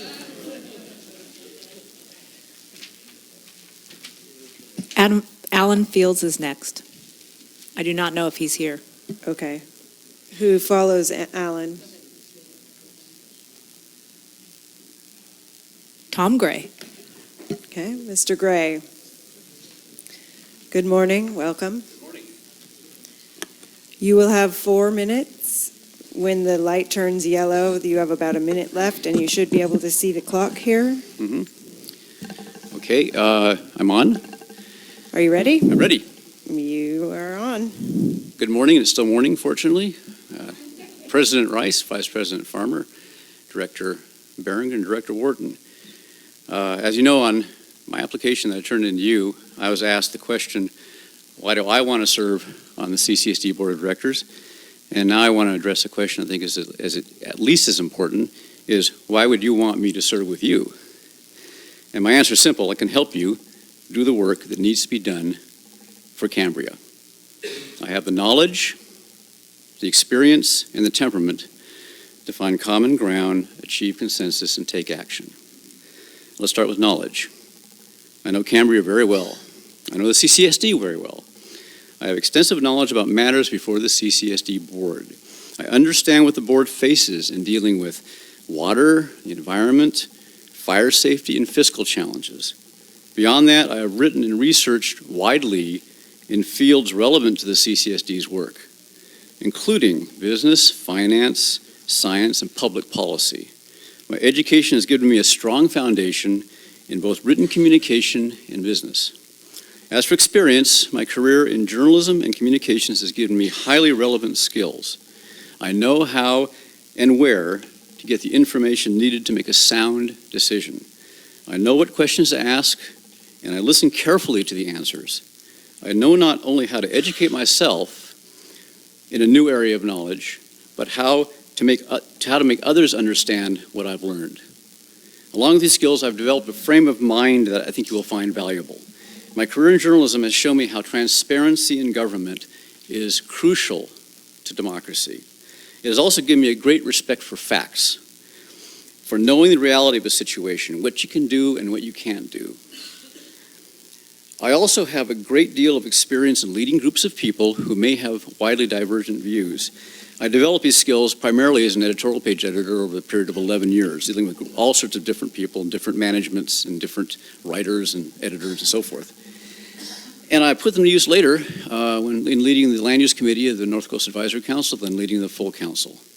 Finally, as to temperament, I am analytical, thoughtful, and careful not to jump to conclusions. I understand and I listen. I am not one to shut people off, and I wait to be sure everyone has been heard. Whenever I've been in a position of leading a group, I am most proud when I can see that everyone feels that he or she has been heard and treated fairly. This is the spirit in which I would work with fellow CCSD board members and the public. Thank you. Any questions? Is that the end of your introductory remarks? Yes, it is. Director Wharton. During my appointment, it was suggested that I cut my teeth on the NCAC, land use, or some other smaller committees, no less important. You chaired both of those committees. Yes. What are some of your greatest accomplishments you're either proud of or your biggest accomplishments that you were able to do with those? I would go to especially the Land Use Committee, because it's probably where the primary work of the NCAC under its mandate with the county and from the board and from the supervisor is that it advises on permit applications, minor use permit applications, and higher up. And we sought, when I was on the 2 years I was chairman, we sought to always to reach consensus so we'd have a clear recommendation to make to the board. When there was didn't want split decisions, we wanted everybody to agree on something. For instance, a minor use permit application, and there was a disagreement as to what conditions would be, or even whether we would approve it. We wanted the board at least to know what we thought, and to speak with a clear voice. And I feel proud of being able to do that for 2 years, generally with 5 members who had quite different points of view. Director Berenger? Not so much a question, well, maybe it is a question or a clarification. NCAC is a nice advisory board, and it's good to be on because you get community input to the Board of Supervisors. I do believe that the chair is elected by their peers. Yes. And that shows that for 2 years, you had the endorsement of the peers on the board. And I think that that's significant. Also, in your application, it's very clear. I don't have any questions or specific questions right now because I think you were very clear in your application. It's very extensive, and I appreciate that. Thank you. There wasn't a question in there. Okay. Just checking. And my experience on NCAC was that the best way to become chair of the committee was to be absent the day they picked the chair. Yes. I'm not saying that was what was happened when you were on the land use committee. Well, I'm just saying I was president and vice president partially because I was the one that stepped forward when everybody stepped backward. We both know from experience in public life and serving on boards here that often leadership is a matter of getting the short straw. Again, and I'm not making but you do it anyway, 'cause you the have to. accusation Right. that was the case, but that was one of those. I just wanted that. Maybe that wasn't what it was like when you were there. So that wasn't a question either, though. No, it wasn't a question. I just wanted to make sure if there was one that he had a chance to answer it. Thank you very much. One more? Yes, Director Wharton. On the application as well, you stated that you're an independent contractor of the CCSD and the Public Information Officer role. Do you feel that experience enhances or excludes you from further consideration? Well, it certainly doesn't exclude me because I wouldn't be here if I thought it did. It's a good question, though, because I mentioned knowledge in my opening remarks. A large part of my knowledge of the CCSD comes from my experience working as a contractor on the EWS project for a little more than 2 years, where I worked very closely with the management of the CCSD and the engineering side, and also with the contractor, obviously, on the, CDM Smith and those people. I also had a lot of contact, a great deal of contact with the public, with people who were interested in finding out and needed to find out what was going on. I probably interacted far more with consumers, with CCSD consumers and residents of the district, asking me about the project and asking me, to get the details of it, giving tours and so forth. So maybe the biggest benefit to me, and also, of course, I get a lot of knowledge about the CCSD, but it gave me a lot of knowledge about the community and what people think and what people want to know. Thank you. Director Berenger? Yeah, so you were a consultant, and you didn't get a W-2. Oh, no. I was an independent contractor. I was a consultant, yes. And did you feel like you were independent, that you could put things clearly to the public and not be pressured to say one thing or another by staff or the board? Well, yeah, definitely. Just to give you a little bit of background, I was already a public advocate for this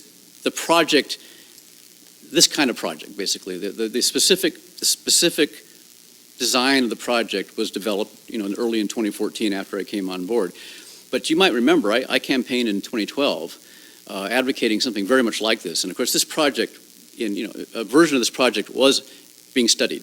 And so, I'd even spoken before the board saying we should try something like this. And so they knew, the people, the management, the board at the time knew where I was coming from. So I was, you might call me a conviction contractor. I was already coming in there because I believed in what I was doing. And so I was not going to be told by somebody else what to say because I already knew what I wanted to say. And that was my theme all along. This is me, this is Tom Gray, this is what he thinks. I'm helping out. I'm a professional, so I'm getting paid, but I'm helping out this project that I firmly believe in. Thank you. Any more? Thank you very much. I think we're good. Thank you. Next is Ron Cristando. Ron Cristando. We are almost through. How many more do we have, Monique? One more after Ron? Wonderful.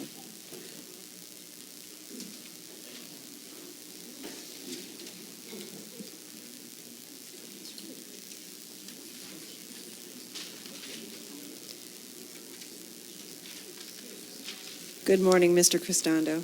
Good morning.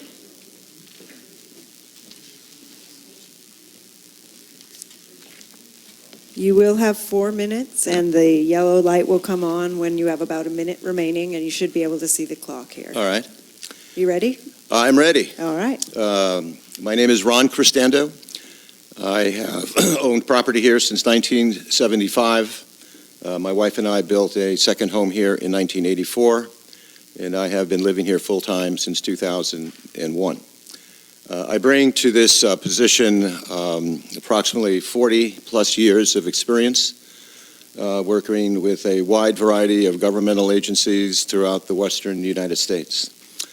I was trained and educated as an organization development consultant, trained also in public policy at UC Berkeley, and those skills I have shared with literally hundreds of different public organizations at all levels of government, federal, state, and local, throughout that 40-year period. I have done a considerable amount of work with boards of directors and city councils and advisory councils in local government, some of which were very functional, most of which were entirely dysfunctional. And I believe that I can bring some skills and perspectives to this board that would help it achieve a higher level of collaboration, consensus, civility, and make it a board that I think all Cambrians would be proud of. I'm not affiliated here with any faction on this board, and I know the board is factionalized. I'm not aligned with any one particular group. I think I would bring to this position an open mind, and I will seek to look at issues, again, from a perspective of what is best really for the entire Cambria community. And I truly believe that one of the major challenges of this board and the CCSD in general is how do we begin the process of restoring some trust within the community, with this board, with the district, and really looking in a way that will cause us to come to some decisions in a more inclusive, participatory, and collaborative way. And I will push, as a board member, for more transparency in how we do business. I do believe that we need to grow as a community, but I believe we need to do that in a very intelligent way, in a way that will certainly preserve the unique aesthetics of community, the aesthetics for which many of us live here and for which many people visit. I look forward to serving with you, and I would do that in a way that I believe will bring more civility in how we do our business. That's the end of your introductory remarks? Yes. Questions from board members?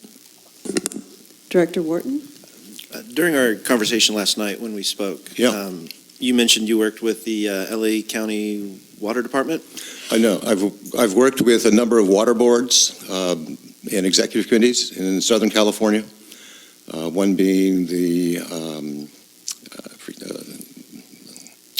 Raymond Management Board, and I can't remember the name of the other one, but these were boards that serviced over 1.2 million water users. And in those meetings, we worked on issues concerning water supply, water delivery, water quality, as well as conservation issues. And you did the same in the San Joaquin County? We've done a lot of work in the material that I passed out earlier this morning. We've done work in many public works departments. We've done strategic planning. We've done in municipal service departments. We've worked in public transportation.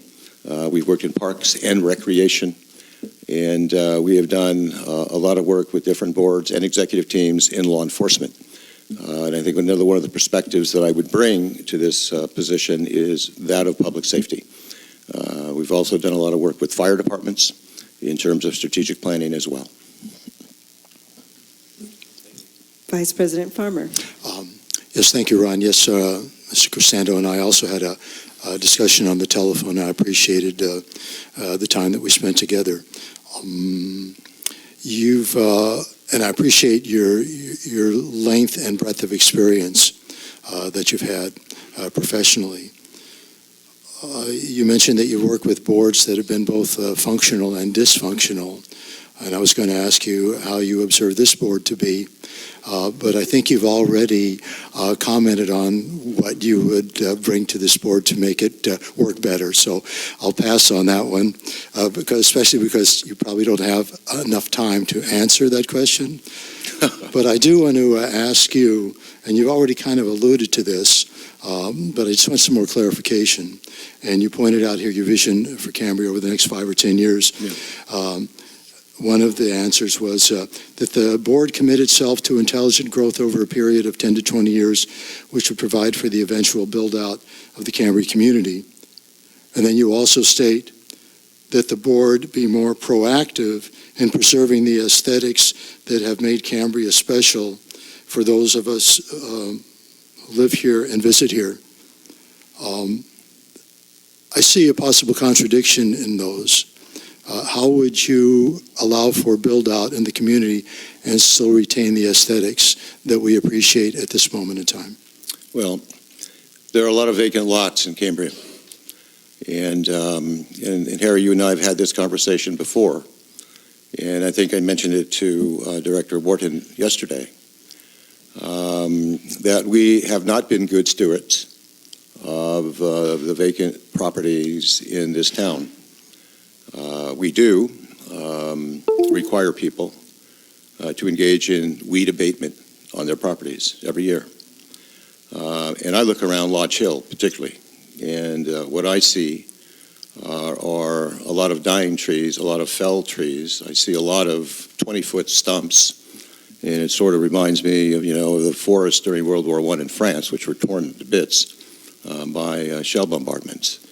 And I think we need to do something about that. Because it does impact, I believe, tremendously the aesthetics of this community. And we need to clean that up. That would be one of my priorities, is to look at ways that we can do that. How can we achieve that? Because I think it's important. And I don't think that moving toward a build-out over a period of time, and we're looking, I believe, at about 600 properties or so, another 600 households, that will adversely impact the aesthetics of this community if that is done right. And I think that needs to be our long-term vision. If we're going to be economically a viable community, and that we basically provide to the people who have bought property here that right to build. I do not believe that we should be doing this, with 30 or 40 or maybe 50 a year. But I think over a period of 10 to 20 years, I think that we can get there. As I said, I've been involved in this community since 1975. And we had a tremendous growth during the 1980s. We added a whole lot of homes. And I don't see a whole lot of difference between the aesthetics in the 1960s and 70s than I see today. Thank you. Director Berenger? Yes, just for clarification, on the boards that you advised, you were just advising the board. You weren't on a board. Well, I've been on many boards, and then that's in water boards? Not water boards, no. But I have advised water boards, yes. And as a question, some people think that this district isn't transparent. You just mentioned that. Yeah. And we do things behind closed doors. But in the last several years, if you look at our board packets, it has every single check that we write out, every single, the manager's report is lengthy, and he puts out the slides, and I believe that every single member of this board respects the Brown Act and doesn't do any, not colluding. But yet, how much more transparent can we get? What would you do to make transparency even more? One thing I think I would do as a board member is I would propose that we adjust, if you will, the amount of time that we provide people to speak before the board. I think that the 3-minute limit, I think that's what it is arbitrary. And sometimes if you have something important to say and you want to say it, you want to make sure that it all gets out, they need more than 3 minutes sometimes to do that. And I think we should make adjustments and allowances for that. Again, based on, the importance of that particular issue. And then when I talk about transparency, I'm also talking about how do board members go out in the community and interact with different groups, such as Harry Farmer does at the Redwood Center. Frankly, I believe all board members should be doing something similar to that. It doesn't have to be exactly what Harry does, but there are other ways that we can conduct ourselves as really ambassadors to the community. I think that should be a part of being a board member. You are an ambassador to the community, and you're trying to listen to the community, and you're trying to educate the community on what this board is doing. And I think that would make a significant improvement in how this board functions. And the level of trust that it gets from the public. Thank you. All right, thank you very much. Thank you. Last applicant, and it's still morning. Dennis Perry. Dennis Perry.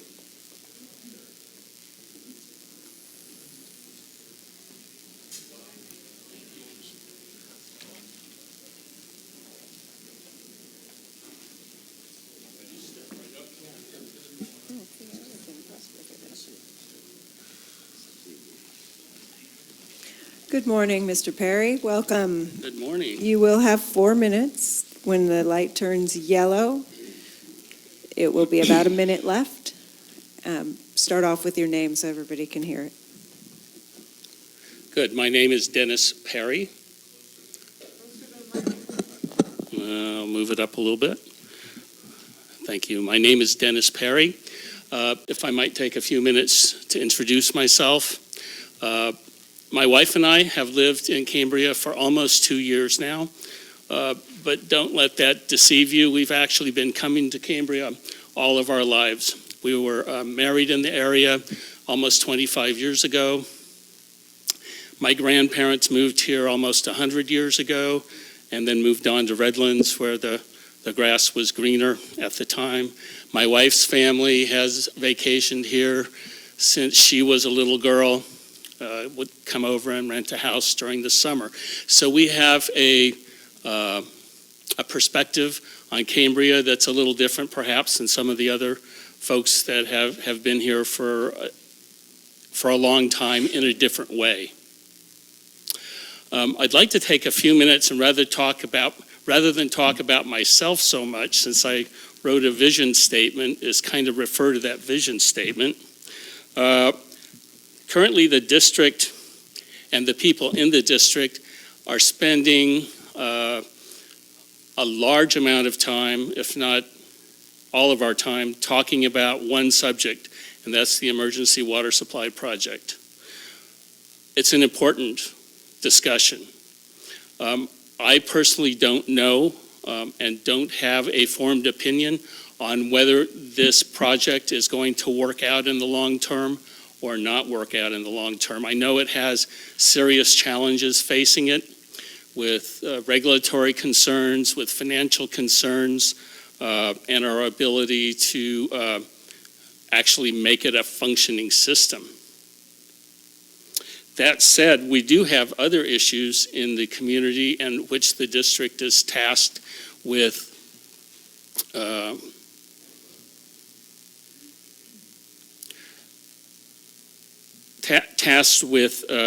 being responsible for.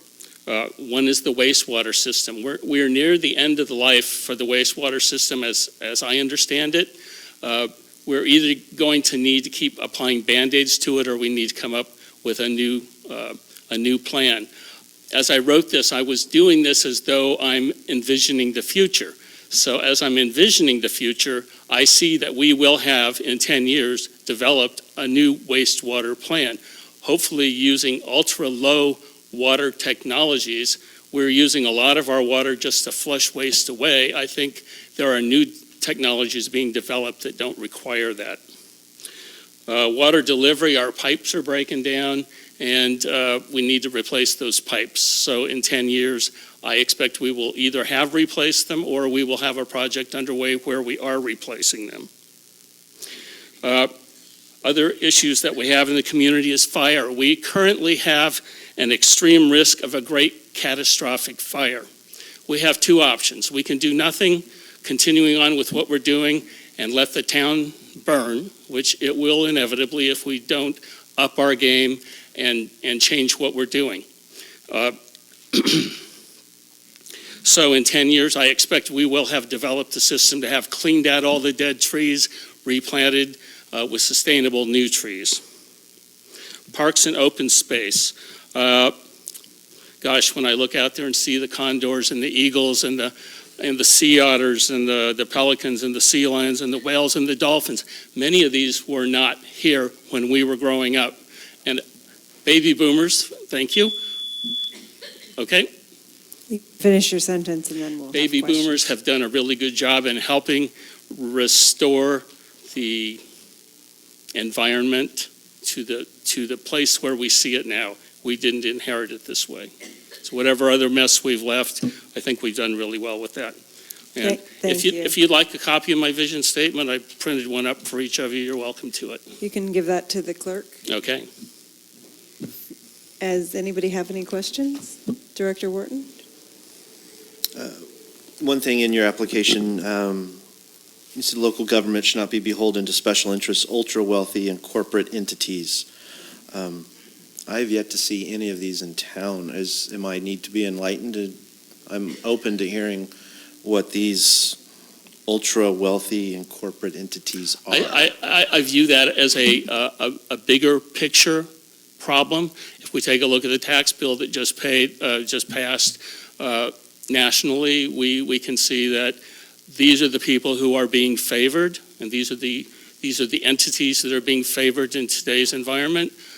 Those of us who are middle class, I don't think are getting the same kind of treatment. And I would like to see that that does not happen in Cambria. I don't think we should we should build out a town that looks like some of the other coastal towns in Southern California, where only the very wealthy may participate. This is a wonderful town where people of all socioeconomic statuses may live and enjoy and visit, and I'd like to keep it that way. Sure. The statement reads as if they're already here and you want to keep them out. That aligns with what I hear in the community as well, to keep the special interest, to keep the corporate developers out. I'd like to continue to see no McDonald's, no Marriott hotels, that sort of thing in Sure. town. But as far as They're not here maybe now. I was mistaking that with people on the water wait list. That sometimes gets people on the water wait list get confused with the special interest, with the corporate the corporate entities and the ultra wealthy. So if I confused them, I apologize if I did confuse that. But when I see those words thrown around, like I said, I have yet to see any of that activity in town. And I think there's a danger of it happening in town if we create a water generation system that nobody here today can afford. Only the wealthy are going to be able to afford to put that system in place. I fear that. I want that not to happen. so are you for or against the SWF? And I've heard it referred to EWS is what's currently in two ways today. The emergency water supply, I'm for. When we were living in Oregon and we were reading about the town of Cambria and how people here were conserving and getting by on 30 gallons of water a day, when we lived in Oregon and we had endless water and we could use as much as we want without penalty, it was, yes, those are the kind of people we want to live with. When we read about them developing an emergency water supply, and yes, there were some permitting issues, and again, we're reading this from Oregon, and it's like, they're going to do what they need to do in an emergency. Those are the kind of people we want to live with, yes. But after we got here, we heard it referred to as a sustainable water supply, and that it was to be used for the purposes of building out the community and issuing more water meters. I'm not at all convinced that the system that we have sitting over here is going to be able to,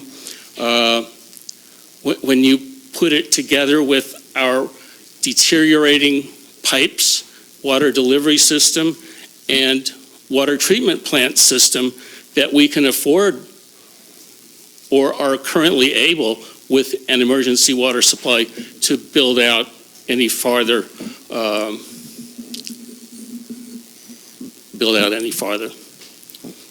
Are you in favor of continuing the process of the coastal development permit so we can operate it locally when we need and when we want? When we need it, yes, absolutely. Vice President Farmer. Thank you very much. I have one question, Mr. Perry. Thank you for your lengthy application.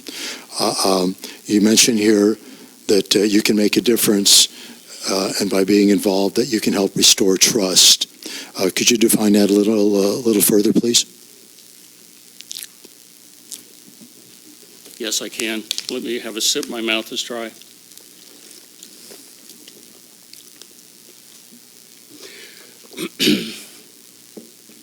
I've been blessed to have a career in three parts. The first part of my career was in agriculture, where I was looking to help develop sustainable crops that didn't require a lot of pesticide and a lot of unnecessary application of poisons to the crops, that we could grow domestically on lands that were suitable to those crops, as opposed to trying to bring in crops that aren't really suitable, but we're going to re-engineer the land and make it suitable. My second career was in engineering, where I've worked in defense electronics, telecommunications, computer networking systems, both for the government and in private industry, and sometimes a hybrid of the two. And I have a good deal of experience and some skill in managing large budgets, generating revenue to manage large budgets, to interface with appropriate government agency and personnel in order to assure that the products that we are building, like B-2 bombers, for example, are in compliance with what's been requested and with what's needed, and not to have large cost overruns. So I have that experience as an industrial guy. For my third act, I've been to medical school and become a naturopathic physician, and am a licensed physician in another state. I have developed really, if I might say, keen listening skills. I listen. You can hear I'm a little nervous perhaps, because I'm not used to talking about myself. I'm used to listening to people talk about themselves and to find out as much as I can about them, gathering other evidence after we've had a good interview with a possible patient or a patient, pictures, imaging, lab tests, that sort of thing, and coming to a conclusion as to what needs to be done to help somebody improve their circumstance. I think that's a skill that's transferable to a larger audience. I probably won't be as nervous if I'm sitting there week after week, instead of feeling like I'm talking about myself. I'd be talking about issues and ways to meet issues. So I think I've developed and maintained and continued, I should say, I've developed and established and maintained a reputation for being somebody that is trustworthy, with whom you would entrust your life and your health, if not your safety in defense systems or with your food in agriculture. In one sentence, That was a long sentence, I'm sorry. how would you help restore trust as it applies to this district and this board?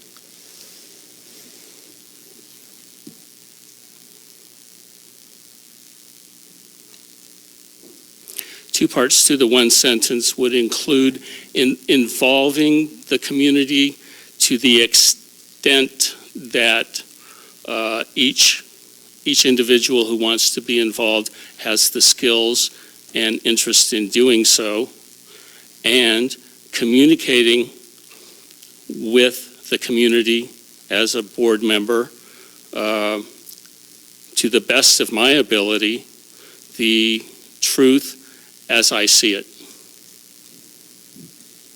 Thanks very much. Director Berger? Yes, thank you for your application, and it is quite complete. And I didn't recognize the name with the application, and I remember writing some good notes down. Within the package, though, there's a fair amount of assumptions that really are not applicable. But once you got in, if you were to be a board member, I'm sure you would realize that we have, in fact, replaced all of our piping with PVC, except for one part. But anyway, and other things. But the question, and I know you've only come back here for the last couple of years, but have some relationship and development with Cambria. There's two standing committees that we have, and we have this meeting once a month, luckily, or hopefully once a month. But there's two standing committees in town. Do you know what they are, and have you ever attended either of them? Standing committees, no. Thank you.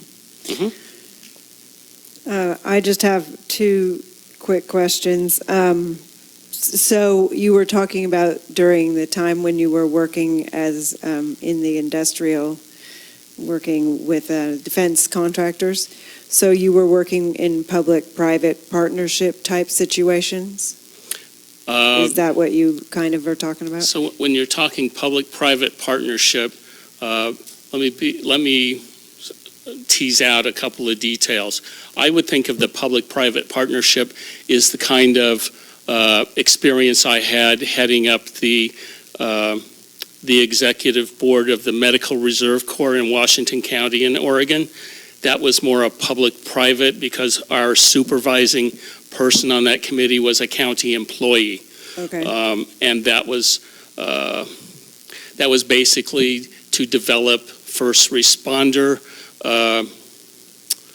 personnel in event of a major earthquake, tsunami, a windstorm, whatever, a public disaster, and being able to effectively deploy volunteer resources, as well as work with the military and other resources. So that would be a public-private kind of a partnership. In defense electronics, that was more as a contractor, subcontractor, procurement relationship. Thank you for that clarification. Yep. And I know when I first moved here, it's almost you give your name and how long you've lived here every time somebody comes to the lectern, it seems like, and you haven't lived here for very long. So what made you want to apply? I mean, I was always a little bit intimidated by the fact that all these people had been here forever and ever. What makes you want to be on this board? Makes you think you're right for it? So let me say it this way. I do not have a driving desire to be in politics or to be a politician. I do feel I have a responsibility and an obligation as a concerned citizen, as we all do. Any of us who have something to offer should step up and offer it. When I listened to Senator Bernie Sanders speak during the last election about if we're going to take our government back, I think there are questions about whether it may be slipping away from us, that the way to do that is, regardless of our having been in politics before, whether we are politicians or not, to stand up and offer yourself for public service. And that's why I'm doing this here. Because I'm a member of the community and I plan to be here pretty much for the rest of our lives unless they carry us out. Thank you very much, Yes. Mr. Perry. Is there any other questions? Thank you very much. Thank you. All right. Next step is public comment. Do we want to take a really quick break? Okay. 5 minutes? Okay. Please don't discuss anything with the directors while we have a 5-minute break.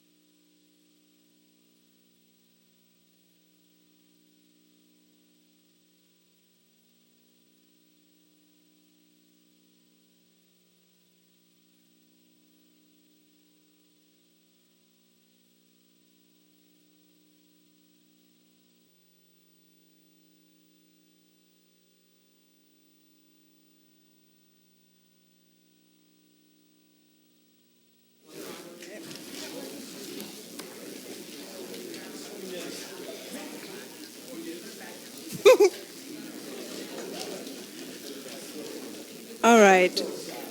I appreciate the folks that are here and for you being patient while we listen to each of the applicants. At this point, what we're going to do is I'm going to take public comment.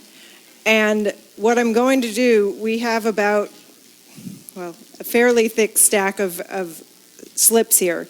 What I would like to do is if there's anybody here that would like to speak for 1 minute, you can come to the lectern first and we'll give you 1 minute.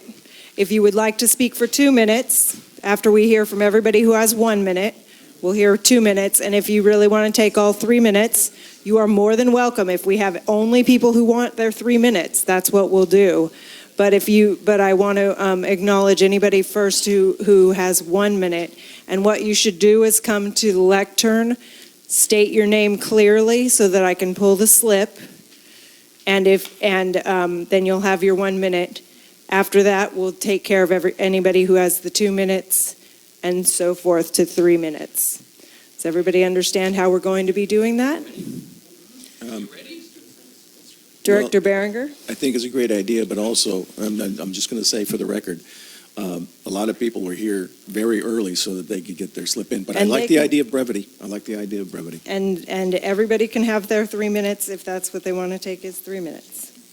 Okay, all right. I don't think that the 1 minuters are going to take that long. Is there anybody that would like to speak for 1 minute?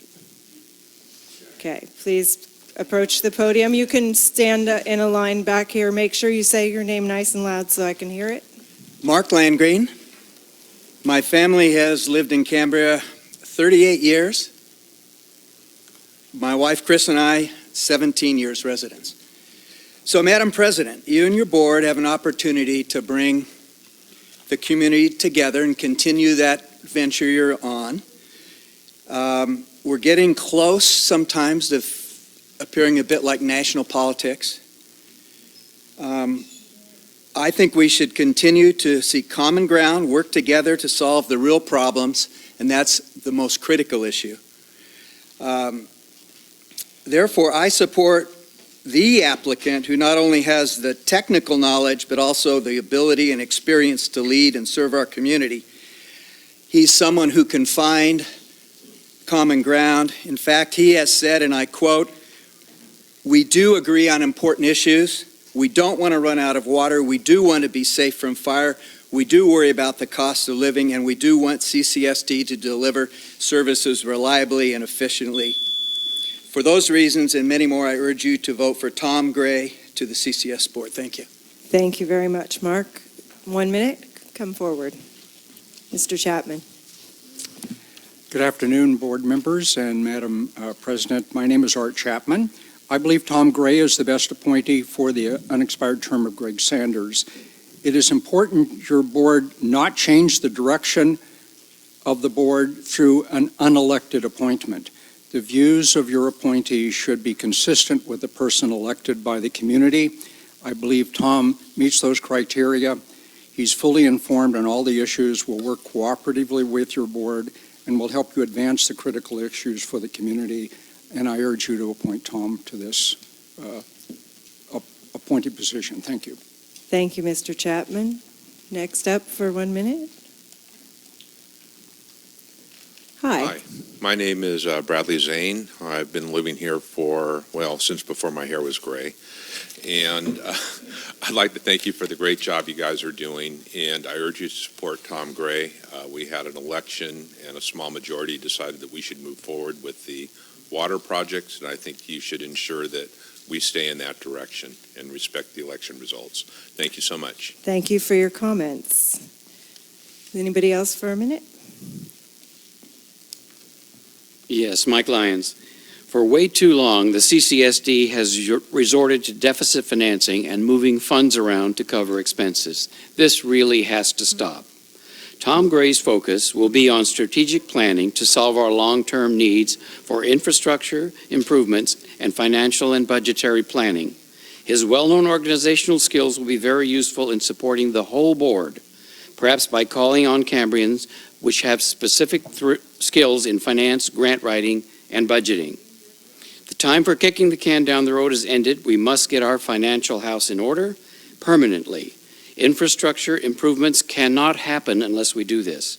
Tom Gray, a standout among all the candidates here, has the experience and ability to hit the ground running on all these critical issues. I urge you to support Tom Gray, whose policies and knowledge base will serve all Cambrians. Thank you, Mr. Lyon. Is there anybody else who would like to speak for 1 minute? I guess, yes, you may. Make sure you state your name clearly. Jeff Hellman, I'm a member of this community. Contrary to the previous speakers, I think that what would be a really good idea is to elect somebody who's knowledgeable and has all the qualifications, but someone who didn't participate in executing the project, which was done so poorly that we have sort of a boondoggle on our hand, with misdesign, with rushing things through. The people who, I'll make a metaphor. We had a financial meltdown in 2007, 2008. I did not trust the people to fix the problem who caused the problem in the first place. If this thing would have been done in a competent, professional manner, it would have taken 2 years to do a 2-year project. They wouldn't have rushed it through, flipped off all the state agencies with permitting, and ended up with a boondoggle that we have yet to see one drop of practical water being used. Pick somebody who is knowledgeable, who has expertise, who really knows what they're doing, but wasn't part of bringing us to this point where we're on the financial straits that we are now today. Get somebody new who will go forward and clean up the mess, not be someone who helped create it. Thank you. Thank you for your comments. Anybody else for 1 minute? Please state your name. John Bell, 30-year resident of Cambria.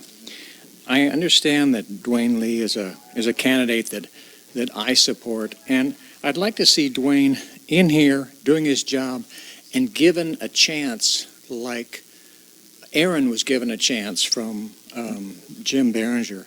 And I'd like to see maybe the board think, okay, Dwayne Lee can bring about a change.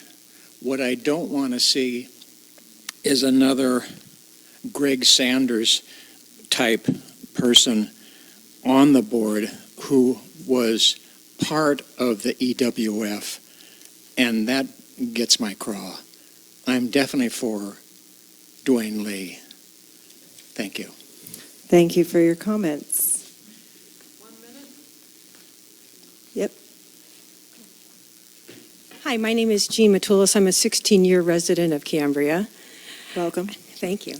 I've been sort of taking some lessons from the Supreme Court of our great land, the United States.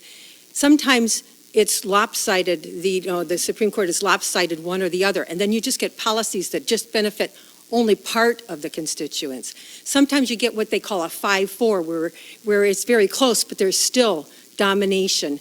It's important to have swing votes that can really bring consensus and get views from the whole constituency. Justice Kennedy has been considered a prime example of that, although he may be retiring soon.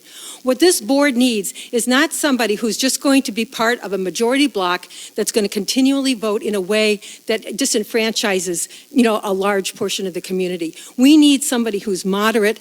We need somebody who will bring more balance. I'm afraid that despite all of the experience that Mr. Gray has, he would not qualify in that role. Thank you. Thank you for your comments. My name is Lucia Capacchione. I've been a 24-year resident of Cambria. I'd like to echo the sentiments of the last two speakers in terms of supporting Dwayne Lee. I feel that gerrymandering is going on here today. We're going to have a lot of people talking about Mr. Gray. They don't come to meetings. I haven't seen much of them, but they're here for one special interest group. And I feel that that does not represent Cambria, it doesn't represent the citizens of Cambria, and it doesn't represent our need to change directions here. This was an emergency water supply originally, and we have not been consulted about any changes in that plan. And that, to me, is lack of transparency, and it shows special interest groups, and I am against it. Thank you. Thank you for your comments. Any more 1 minute? Welcome. Geez, Good afternoon. Mary Webb, I'd like to represent the 230 people who signed the petition that they support the emergency water supply project for existing customers only to be operated during a stage 3 emergency, and that we go forward with a permitting for that project. The way the project is right now, I'm not even sure it's going to be able to fix our problems during a drought. We don't have enough water in the creek to run the project. So anybody who has supported the change to a sustainable water supply facility at this point is completely not going to be a benefit to this board or to this community. I also want to represent the 1,000 or more people who signed opposed the project. Well, they supported also the EWS project during the Prop 218 process, and they are not here today to speak for themselves, but they actually voted for an emergency water supply project only, not for a growth-inducing project. We can't put the cart before the horse one more time. Thank you. Thank you for your comments. Good afternoon, Sherry Bell. I would like to strongly support the appointment of Dwayne Lee. I think that he will bring not only is he very well qualified, I think that he will bring more civility to the board, and he's a true gentleman. I think he can work with all of you. He's very open-minded. He's not set in his beliefs. I would oppose the appointment of Tom Gray, who works so closely with the current management, who has done a very poor job, in my opinion. So I support Dwayne Lee. Thank you. Thank you for your comments. Anyone else for a 1 minute? Okay, well, we'll take anybody who would like to speak for 2 minutes. I'm sorry.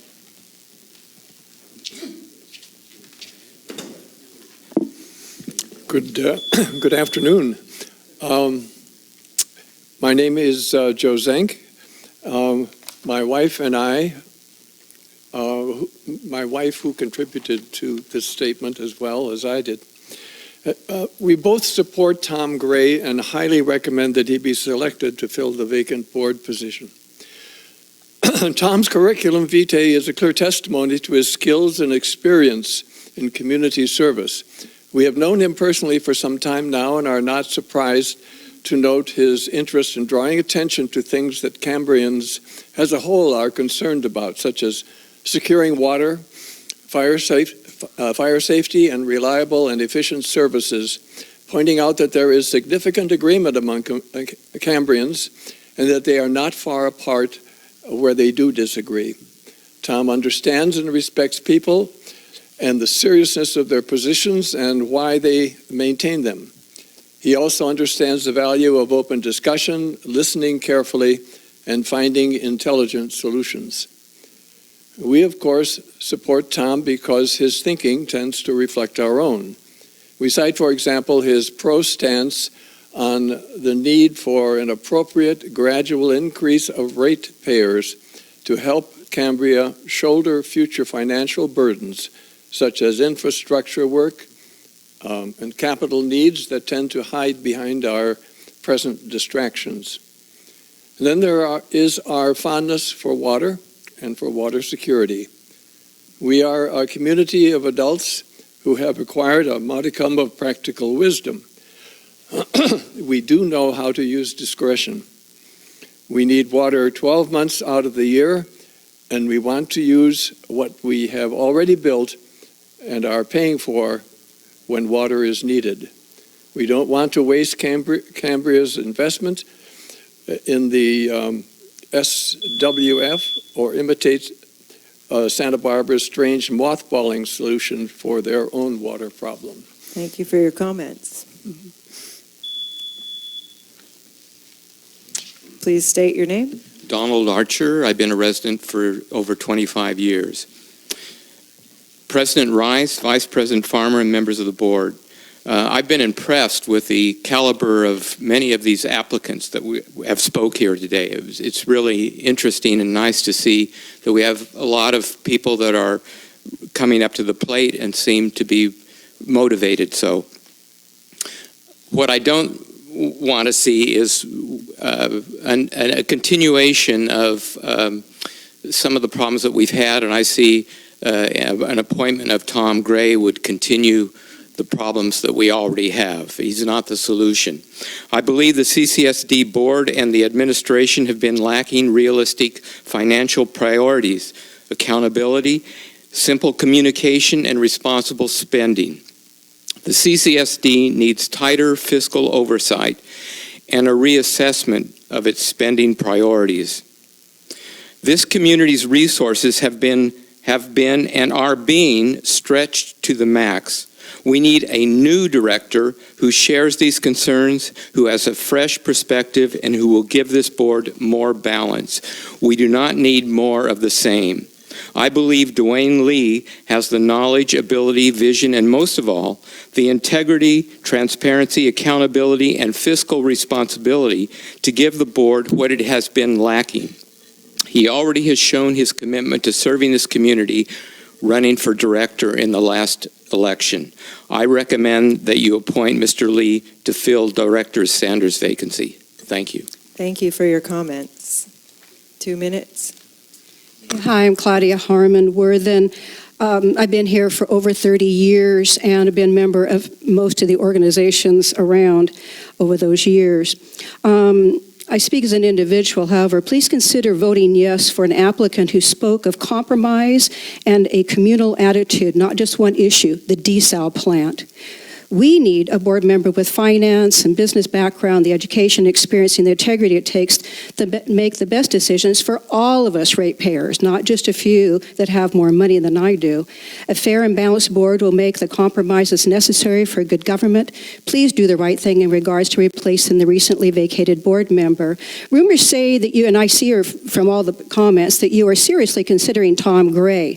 From my personal experience with him on the North Coast Advisory Council and the Presbyterian Church, I urge you to consider the climate of the CCSD you will create if you choose him over more qualified and reasonable candidates. Mr. Gray and his wife were responsible for leading the split of the Presbyterian Church. They ridiculed, rebuked, and berated members of their very own congregation until an irreparable chasm was formed. I ask you, how godly was that? As a CCSD liaison, he never spoke on issues. He did not liaise, if there is such a word. I was chair of the NCAC when he was supposed to be liaising. In fact, I was surprised he never said anything. He came, but he never talked. As a fellow board member on the NCAC, Tom chided me without provocation in front of public and the press. Is this the type of volatile and unstable leadership you wish to bring to an already divisive board? I urge you to choose a board member with a history of compassion, compromise, and sound, well-researched, and reasonable decision-making. The CCSD board is supposed to represent a cross-section of the community, not just pro-water treatment plant cronies. I've heard sound decision makers such as Karen Dean, Dwayne Lee, Alan McKinnon, and Mr. Perry, Brian Morrow. So you have quite a few to choose from. I think you can make a better decision. Thank you for your comments. Sorry, your time's not up. I hope not. Bev Praver. As a 30-year resident of Cambria, I've seen many directors and general managers come and go. I believe all of them try to do their best for the citizens of our district. Some, however, were not quite up to the task. We ask a lot of them. It is not an easy job, and it's sometimes a thankless one. I'm grateful for anyone who steps up and is willing to do it. With that in mind, I urge you to appoint Tom Gray to the vacancy on the CCSD board.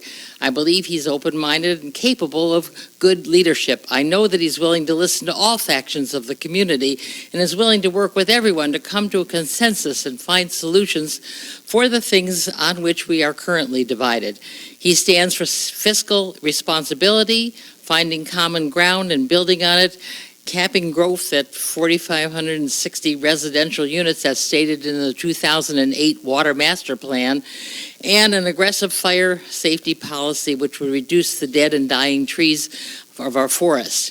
Tom has shown leadership in the past as a chair of the NCAC as well as the Land Use Committee. He's up to speed on all the current issues and will not require time spent in a learning curve.